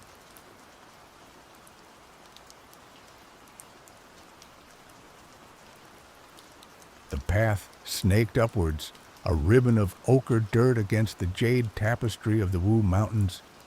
For days, Lin had walked, driven by a whisper, a rumor carried on the wind like the scent of distant rain. A market hidden amongst the peaks, a place where the impossible was traded, echoes of the soul. Lin's heart hammered against her ribs, a frantic drumbeat urging her onward. She wasn't seeking fortune or forbidden knowledge. She sought only a sound, a sliver of what she had lost. Her sister May's laughter. May had always been a sunbeam, her laughter a melody that chased away the perpetual mists of their mountain village. But the emperor's men had come, conscripting young women for the imperial court, and May, with her radiant beauty, had been a prime target. She left, promising to return, her laughter echoing in Lin's memory like a phantom limb. But the letters that trickled back were stilted, formal. The joy was gone, and then the letters stopped altogether. That's when Lynn heard the whispers of the market, of the merchants who dealt in stolen moments, in the very essence of a person. Desperate, she sold her meager possessions, armed herself with a worn dagger, and began her ascent. The air grew thin and cold as she climbed higher. Twisted pines clung to the mountainside, their branches gnarled like ancient fingers pointing the way. As dusk bled into twilight, a flicker of light appeared between the trees. The air crackled with an unnatural energy, a hum that resonated deep within her bones. She pushed through the last thicket of bamboo and gasped. The Market of Echoes was nestled in a hidden valley, bathed in the ethereal glow of spirit lamps that swayed gently in the wind. Stalls lined the perimeter, crafted from woven branches and draped with shimmering silks. But it was the wares on display that stole Lynn's breath. Glass orbs swirled with captured shadows, each one a silent tragedy. Whispers, contained in delicate porcelain jars, pulsed with half-forgotten words. And then she saw them, rows of intricately carved wooden flutes, each one promising to unleash a specific voice. The air was thick with the murmurs of bartering, the rustling of silk, and the faint, unsettling echoes of what was being sold. The merchants, clad in hooded robes that obscured their faces, watched with eyes that seemed to pierce through her soul. They were not human, not entirely. There was an ageless quality about them, a detachment that hinted at something ancient and unknowable. Fear coiled in Lynn's stomach, but she pressed on, her gaze scanning the faces of the spectral patrons and the strange merchandise. She had to find it. She had to find May's laughter. A merchant with eyes like polished obsidian beckoned her closer. "Lost, little sparrow?" he rasped, his voice a dry rustling of leaves. "Perhaps I have what you seek." Lynn swallowed, her throat suddenly dry. "I'm looking for a voice," she said, her voice barely a whisper. "A young woman's laughter, bright like sunshine." The merchant tilted his head, a slow, deliberate movement. "Laughter is a precious commodity," he said, "easily shattered, difficult to contain. What are you willing to offer?"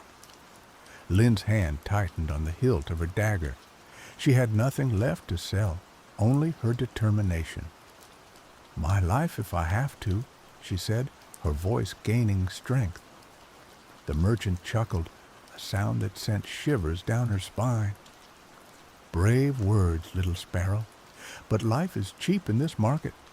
I deal in more lasting things, memories, regrets, desires." He gestured to a stall overflowing with small, intricately carved wooden boxes. Each one contains a memory, carefully extracted, preserved for eternity. "Perhaps you have something I desire." Lynn hesitated.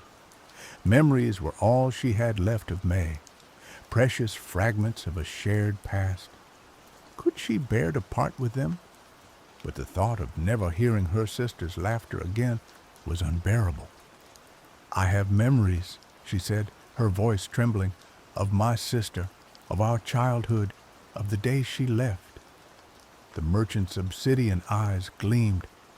"Show me," he said, extending a skeletal hand. Lynn closed her eyes and focused, drawing forth the memories of May. May chasing butterflies in the fields of their village, her laughter echoing through the tall grass. May teaching her how to weave flower crowns. May's tearful goodbye, her voice choked with emotion. As she relived the memories, a shimmering thread of light emanated from her, drawn towards the merchant's outstretched hand. He caught it, a look of satisfaction on his face. "Interesting," he said, examining the thread. "A strong bond, a sister's devotion. Yes, I believe I have something that might interest you." He led her to a row of flutes, each crafted from a different type of wood. He ran his fingers over them, a faint melody rising in the air. "These flutes contain voices," he said, "stolen from the living, preserved like echoes in a cave. Some are whispers of power, others songs of sorrow. But you seek laughter, do you not?" He picked up a flute made of polished cherry wood, its surface smooth and warm to the touch. He held it to his lips and played a single note. Lynn gasped. It was her. It was May's laughter, bright and clear and full of joy. The sound washed over her, bringing tears to her eyes. "This is it," she said, her voice choked with emotion. "This is her laughter." The merchant smiled, a cruel, unsettling expression. "Indeed, a rare vintage, yours for the right price." Lynn's heart sank. She had given him her memories. What more could he possibly want? "I have nothing left to give," she said, her voice filled with despair. The merchant's smile widened. "Oh, but you do," he said. "You have your future." Lynn frowned, confused. "My future? What do you mean?" "I want your potential," the merchant said. "The life you could live, the dreams you could achieve. I want to see them, to experience them, and then to erase them. In exchange, you can have your sister's laughter." Lynn felt a chill run down her spine. He was asking her to give up everything, to become an empty shell. But the thought of hearing May's laughter again, of bringing that joy back into the world, was too tempting to resist. She closed her eyes, weighing the cost. Was it worth sacrificing her future for a single memory? As she hesitated, a voice echoed in her mind, a voice she hadn't heard in years. May's voice, filled with laughter and love. "Don't do it, Lynn," the voice said. "Don't give him anything." Lynn opened her eyes, startled. The voice was faint, barely audible, but it was enough. May wouldn't want her to sacrifice herself. She would want her to live, to fight, to find her own happiness. "I refuse," Lynn said, her voice clear and strong. "I will not give you my future." The merchant's face twisted in anger. "Foolish girl," he hissed. "Do you think you can defy me? I hold all the power here." He raised his hand, and the spirit lamps flickered, casting long, distorted shadows across the market. The air grew cold, and the murmurs of the crowd died down. All eyes were on Lynn. She stood her ground, her hand gripping the hilt of a dagger. She might be outmatched, but she wouldn't back down. She would fight for May's laughter, for her own future, for the right to choose her own destiny. "You may have stolen voices and memories," she said, her voice ringing through the market, "but you can't steal hope, you can't steal love, and you can't steal the human spirit." The merchant lunged at her, his eyes burning with rage. Lynn braced herself, ready to fight. But before he could reach her, a figure stepped between them. It was an old woman, her face etched with wrinkles, her eyes filled with wisdom. She wore simple robes, but there was an aura of power about her that made the merchant hesitate. "Enough," the old woman said, her voice calm but firm. "This market has gone on long enough. It is time to restore what has been stolen." The merchant sneered. "Who are you to interfere?" he demanded. The old woman smiled, a gentle, knowing expression. "I am the guardian of these mountains," she said, "and I am here to reclaim what is rightfully mine." With a wave of her hand, she unleashed a torrent of energy that swept through the market. The spirit lamp shattered, the stalls collapsed, and the stolen voices and memories were released into the air. Lynn watched in awe as the laughter, the tears, The whispers of the past swirled around her, a chaotic symphony of emotions. She reached out, and a familiar sound filled her ears. May's laughter, brighter and clearer than she had ever remembered. The old woman turned to Lynn, her eyes filled with compassion. "Your sister's laughter is yours to keep," she said, "but it is not meant to be contained in a flute. It is meant to be shared, to be spread like sunshine." She gestured to a nearby stream, its water sparkling in the moonlight. "Go," she said. "Take her laughter with you. Let it flow through the mountains, through the villages, through the hearts of those who need it most." Lynn nodded, tears streaming down her face. She understood. May's laughter wasn't just a memory, it was a force, a source of joy and hope that could heal the world. She turned and ran towards the stream, her heart filled with gratitude. As she reached the water's edge, she closed her eyes and released May's laughter.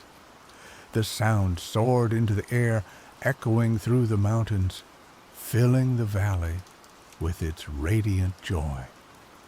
Lynn watched as the laughter transformed into shimmering butterflies, each one carrying a spark of May's spirit. The butterflies flew off in all directions, spreading their joy to the world. Lynn smiled, knowing that May's laughter would never truly be gone. It would live on in the hearts of those who heard it, a reminder of the power of love, hope, and the unbreakable bond between sisters. The market of echoes vanished, leaving behind only the silent mountains and the sparkling stream. Lynn didn't know what the future held, but she knew that she wasn't afraid. She had found May's laughter, and in doing so, she had found herself. She descended the mountain, her steps light and sure. The sun was rising, painting the sky with hues of gold and crimson. As she walked, she could still hear May's laughter, a faint echo in her heart, a constant reminder of the joy that could be found even in the darkest of times. The journey had been perilous, the cost nearly unbearable, but she had reclaimed more than just a sound. She had reclaimed her hope, her strength, and her unwavering belief in the power of love. And she knew, with absolute certainty, that May was still with her, her spirit soaring free, her laughter echoing through eternity. Years passed. Lynn, now a woman of strength and resolve, dedicated her life to spreading joy and hope throughout the land. She traveled from village to village, sharing stories of May and her infectious laughter. She taught children songs, helped families in need, and always reminded people to cherish the moments of joy in their lives. She became known as the Laughter Weaver, a symbol of resilience and the enduring power of the human spirit. And though she never saw May again, she knew that her sister's laughter lived on in the hearts of everyone she touched, a testament to the unbreakable bond between sisters and the transformative power of hope. The market of echoes was gone, but its lessons remained. That true value lies not in stolen moments, but in the shared experiences and enduring love that bind us together. The village of Oak Haven had always been defined by its cycles, the riotous green of spring, the sun-drenched gold of summer, the fiery hues of autumn, and finally, the pristine, silencing blanket of winter snow. Oak Haven was nestled in a valley carved deep into the Whisperwind Mountains, and the snow, specifically, was their lifeblood. It fed the rivers in the spring, watered the crops, and, in its frozen glory, protected the roots from the harshest of winter winds. But this year, The cycle was broken. The final leaves had long since fallen, painting the ground in shades of rust and ochre. A perpetual twilight clung to the air, a hazy, melancholic amber that seemed to seep into the very bones of the villagers. The air held the crisp bite of late autumn, but the anticipated snowfall never came. Day after day, the gray sky remained stubbornly empty, offering no promise of the white relief they desperately needed. The elders of Oak Haven, their faces etched with worry lines that deepened with each passing sunless day, spoke of a disturbance in the natural order. The animals grew restless, migrating erratically. The river, usually a boisterous torrent by now, dwindled to a sluggish stream. Fear, like a creeping vine, began to choke the joy from the village. One crisp morning, Astesius, the village's self-proclaimed historian and keeper of lore, stumbled into the town square, his usually meticulous robes rumpled and his eyes wide with a blend of fear and excitement. Astesius was a man of eccentric charm, given to long-winded explanations and a penchant for dramatic pronouncements.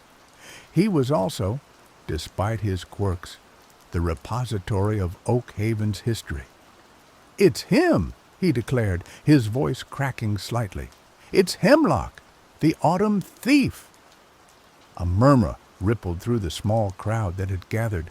Hemlock was a name whispered only in hushed tones, a mischievous spirit of the wild hunt, said to delight in disrupting the seasons.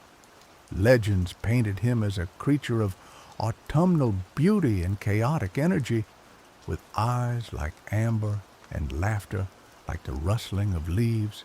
He was said to crave attention, indulging in elaborate pranks to draw notice to himself. Most dismissed the stories as folklore, bedtime tales to warn children against wandering into the woods alone. But now, faced with the undeniable absence of winter, they clung to Astesius' words with desperate hope. Hemlock is said to steal the last snowfall, trapping places in endless autumn. Astesius continued, pacing frantically. He does it for the sheer entertainment of it. A cosmic prankster, if you will. The stories say he dwells within the heart of the Petalwood, guarding his stolen season. A young woman named Carrie pushed her way to the front of the crowd. Carrie was a practical, strong-willed woman, a skilled hunter, and the daughter of the village's former leader. She possessed a pragmatic mind and a fiery spirit, rarely swayed by superstition. But even she couldn't deny the unsettling changes that had gripped Oak Haven. "So, what are we supposed to do, Astesius?" she asked, her voice laced with a mixture of skepticism and desperation. "Offer him tea and crumpets in exchange for our snow?" Astesius wrung his hands. No, it's not that simple. Hemlock is capricious. Bribes won't work. Force is out of the question. He is a spirit. The only way to retrieve the snow is to trick him. A collective groan arose from the crowd. Tricking a spirit sounded like a fool's errand, a recipe for disaster. But what other choice did they have? "Trick him how?" Carrie pressed, refusing to back down from the challenge. Astesius paused, his eyes darting around as if searching for inspiration from the very air itself. "Hemlock craves attention, yes, but he also has an immense sense of pride. He believes himself to be unmatchable. We need to find a way to appeal to that arrogance, to make him believe he's winning, when in reality he's being led into a trap." The idea was vague, but it was all they had. Carrie, despite her doubts, knew that inaction was not an option. "All right," she said, squaring her shoulders. "I'll go to the Petalwood." A gasp rippled through the crowd. The Petalwood was a place of ancient gnarled trees and perpetual twilight, a place where reality seemed to thin and the veil between worlds grew fragile. Few dared to venture into its depths. "Carrie, no!" An older woman cried out, her voice filled with concern. "It's too dangerous. The Petalwood is unpredictable." "Someone has to go," Carrie retorted, her gaze unwavering. "We can't just sit here and watch our village wither away." She looked at Astesius. "You'll come with me. You know the lore. You know what we're up against." Astesius paled visibly. "Me? But I'm a scholar, not a—" He trailed off, unable to articulate his fear. "You're our only hope, Astesius," Carrie said, her voice firm but gentle. "We need you." He swallowed hard, his gaze flickering between Carrie's determined face and the anxious faces of the villagers. With a sigh, he relented. "All right," he said, his voice barely a whisper. "I'll go, but I'm warning you, I'm terrible in a fight." Carrie offered a small, reassuring smile. "We're not planning on fighting. We're planning on tricking." As Carrie prepared for her journey, gathering supplies and sharpening her hunting knives, she couldn't shake the feeling that they were embarking on a fool's errand.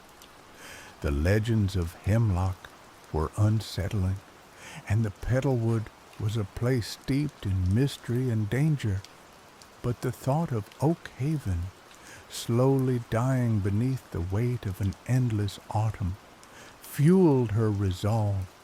She would do whatever it took to restore the balance, even if it meant facing a mischievous spirit in his own enchanted domain. Carrie and Astesius set off towards the Petalwood as the sun, a hazy orange disk, dipped below the horizon, casting long, eerie shadows across the valley. The air grew colder as they approached the edge of the woods, the familiar scent of decaying leaves and damp earth growing stronger. A sense of unease settled over them, a feeling of being watched by unseen eyes. The Petalwood was unlike any forest they had ever encountered.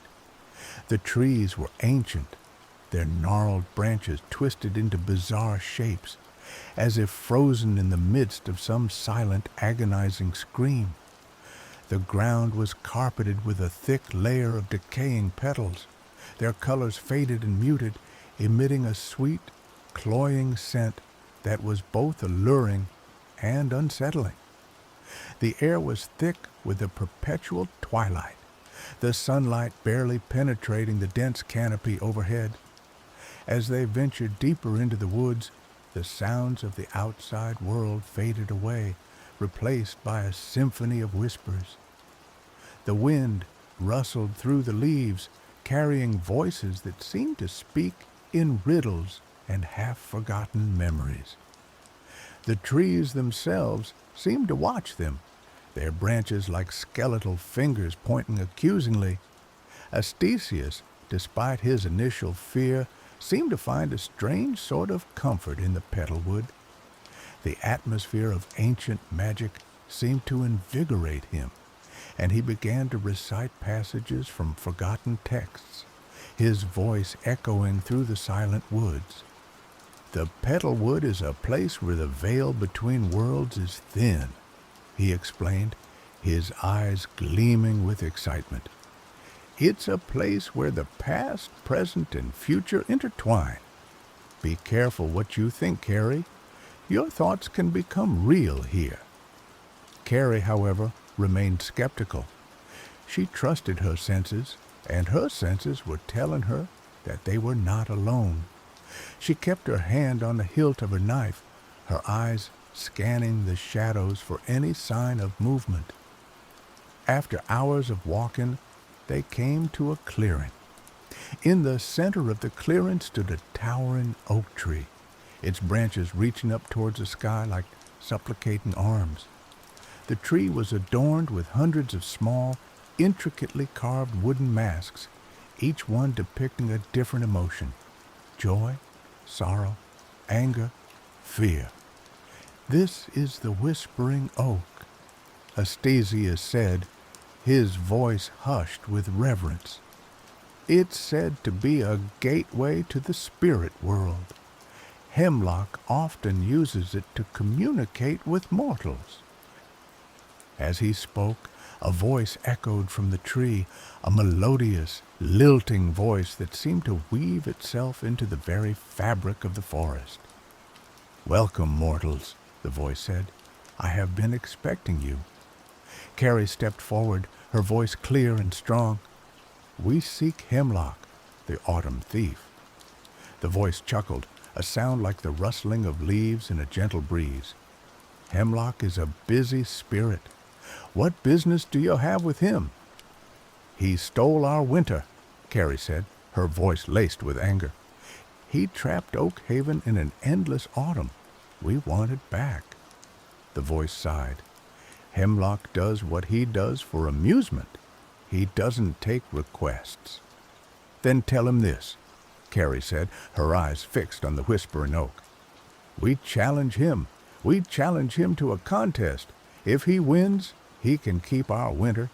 But if we win, he must return it to us." A long silence followed, broken only by the whisper of the wind through the leaves. Then the voice chuckled again, a sound that sent a shiver down Carrie's spine. "Very well," the voice said. "Hemlock accepts your challenge.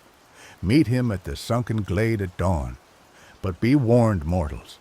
Hemlock is not easily defeated."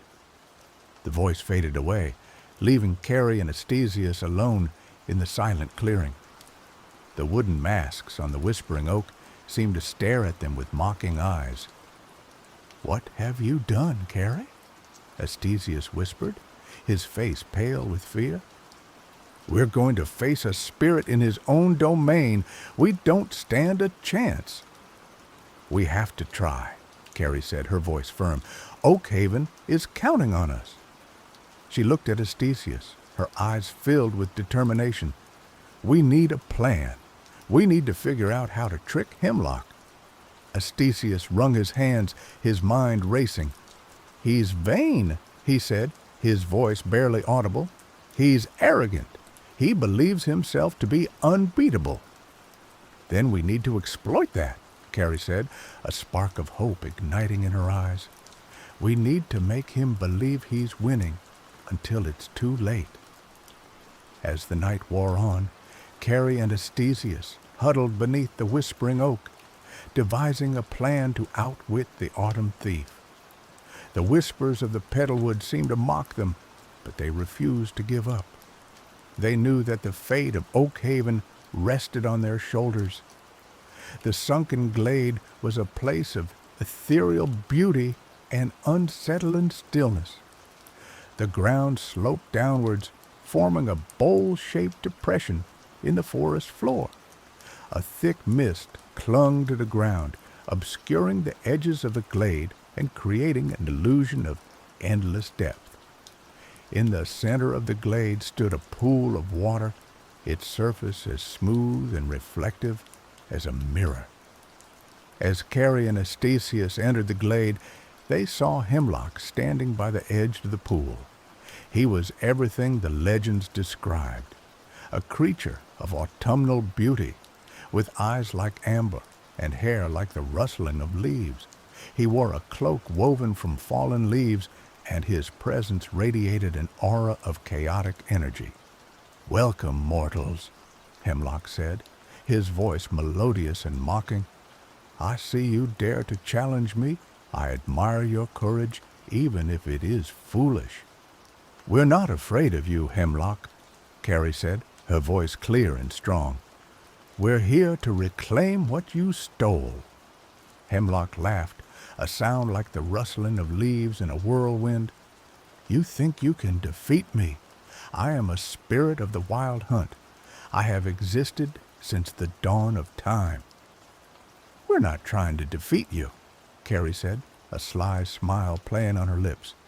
"We're simply proposing a contest, a game, a test of skill. Hemlock raised an eyebrow, intrigued. A game? What kind of game? A storytelling contest, Carrie said. We each tell a story. The best story wins.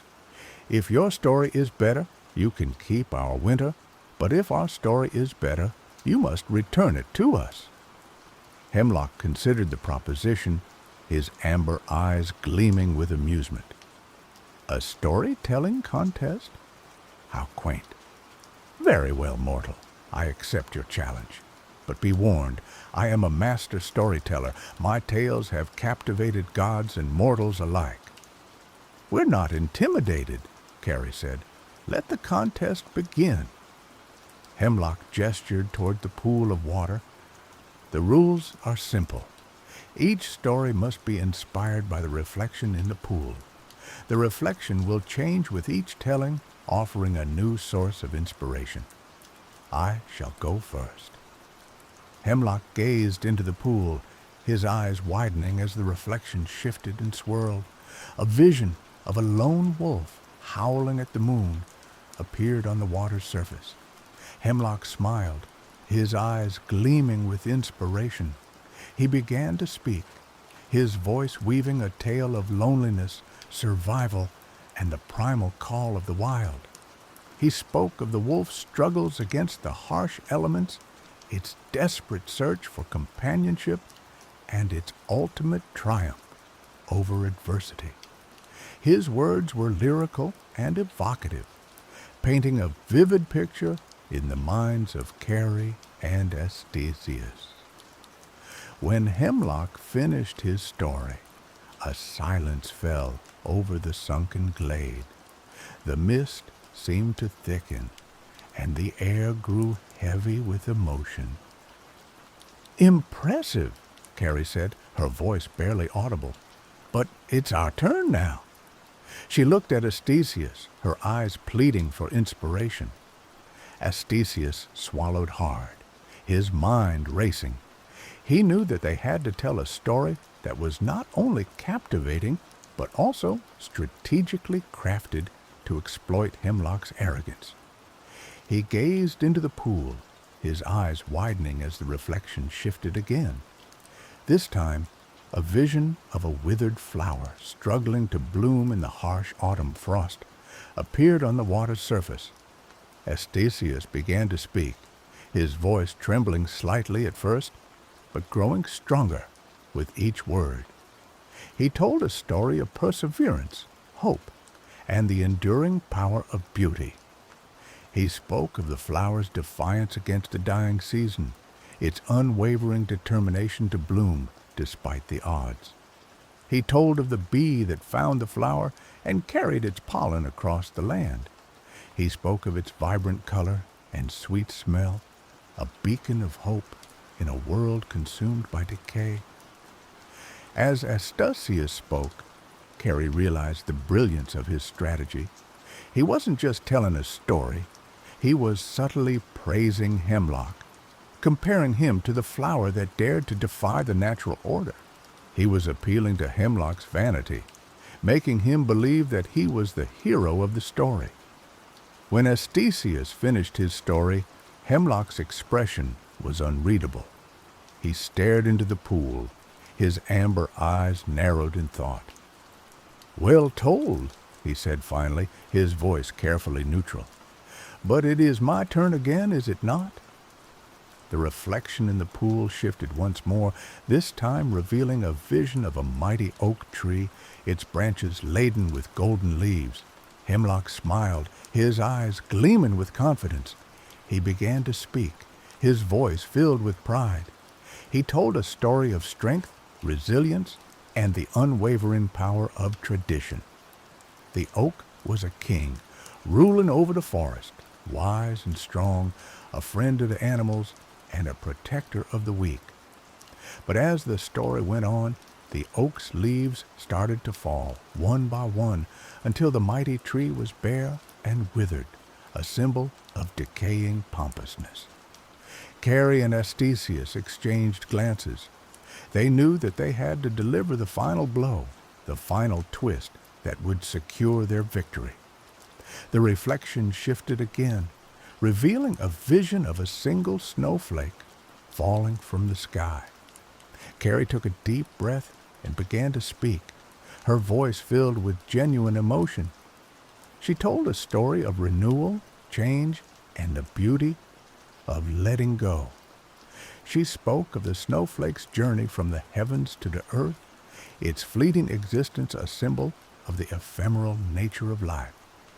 The snowflake falls gently, melting as it touches the ground, feeding the earth with life, preparing it for the next cycle, a small, insignificant droplet of water that ultimately becomes a gushing river once again. As Carrie spoke, she wove a subtle message into her story. She wasn't directly criticizing hemlock, but instead explained how spring always follows winter, how autumn gives way to snow, how one tiny change can have a dramatic and wonderful effect on the world. It's all connected, and it's all a cycle.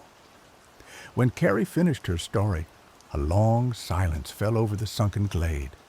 Hemlock stared into the pool, his expression a mask of fury, as he realizes he was tricked. He has been played. He could almost feel the village of Oakhaven as the air around him grew several degrees colder. "You think you've won?" he said finally, his voice laced with suppressed anger. "You think you've outsmarted me? I am Hemlock. I cannot be defeated." "We didn't defeat you, Hemlock," Carrie said, her voice calm and reassuring. "We simply told a better story, a story of hope, of renewal, of the beauty of balance." Hemlock stared at Carrie, his eyes blazing with fury. Then slowly a wry smile spread across his lips. "Very well, mortals," he said, his voice resigned. "You have earned your victory. I will return your winter to you." He closed his eyes and raised his hands toward the sky. A gust of wind swept through the sunken glade, carrying with it the scent of snow and the promise of winter. The mist began to dissipate, and the first snowflakes began to fall, swirling gently in the air. Hemlock opened his eyes, his amber gaze fixed on Carrie. "I have kept my word," he said, "but do not think that this is the end. I will return, mortals. I will always return. The cycle of the seasons cannot be broken." With a final laugh, Hemlock vanished into the mist, leaving Carrie and Astesius alone in the sunken glade. The snow continued to fall, covering the ground in a blanket of white. As Carrie and Astesius emerged from the petalwood, they were greeted by a sight that made their hearts leap with joy. Oakhaven was transformed.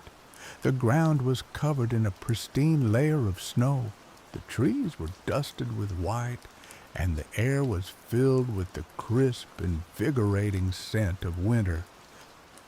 The villagers rushed to greet them, their faces beaming with relief and gratitude. They cheered and danced in the snow, celebrating the return of the season they had feared they had lost forever. Carrie and Astesius were hailed as heroes, their names forever etched into the annals of Oakhaven's history. But they knew that they were not truly heroes. They had simply done what was necessary to protect their village, to restore the balance of the seasons. As the days turned into weeks, Oakhaven gradually returned to normal. The river began to flow again. The animals returned to their natural migration patterns, and the villagers resumed their winter routines. But something had changed. They had learned a valuable lesson about the importance of respecting the natural world and the power of stories to shape their reality. Carrie, no longer just a hunter, but a respected leader, continued to serve her village with wisdom and compassion. She often ventured into the petalwood not out of fear or obligation, but out of a newfound appreciation for its mysteries. She learned to listen to the whispers of the woods, to understand the language of the spirits and to respect the delicate balance between the mortal and the magical. Astesios, emboldened by his experience, embraced his role as the village's historian and lore keeper with renewed vigor. He spent his days poring over ancient texts, seeking to expand his knowledge of the spirit world and the secrets of the seasons. He became a mentor to the younger generation, sharing his wisdom and instilling in them a sense of reverence for the natural world.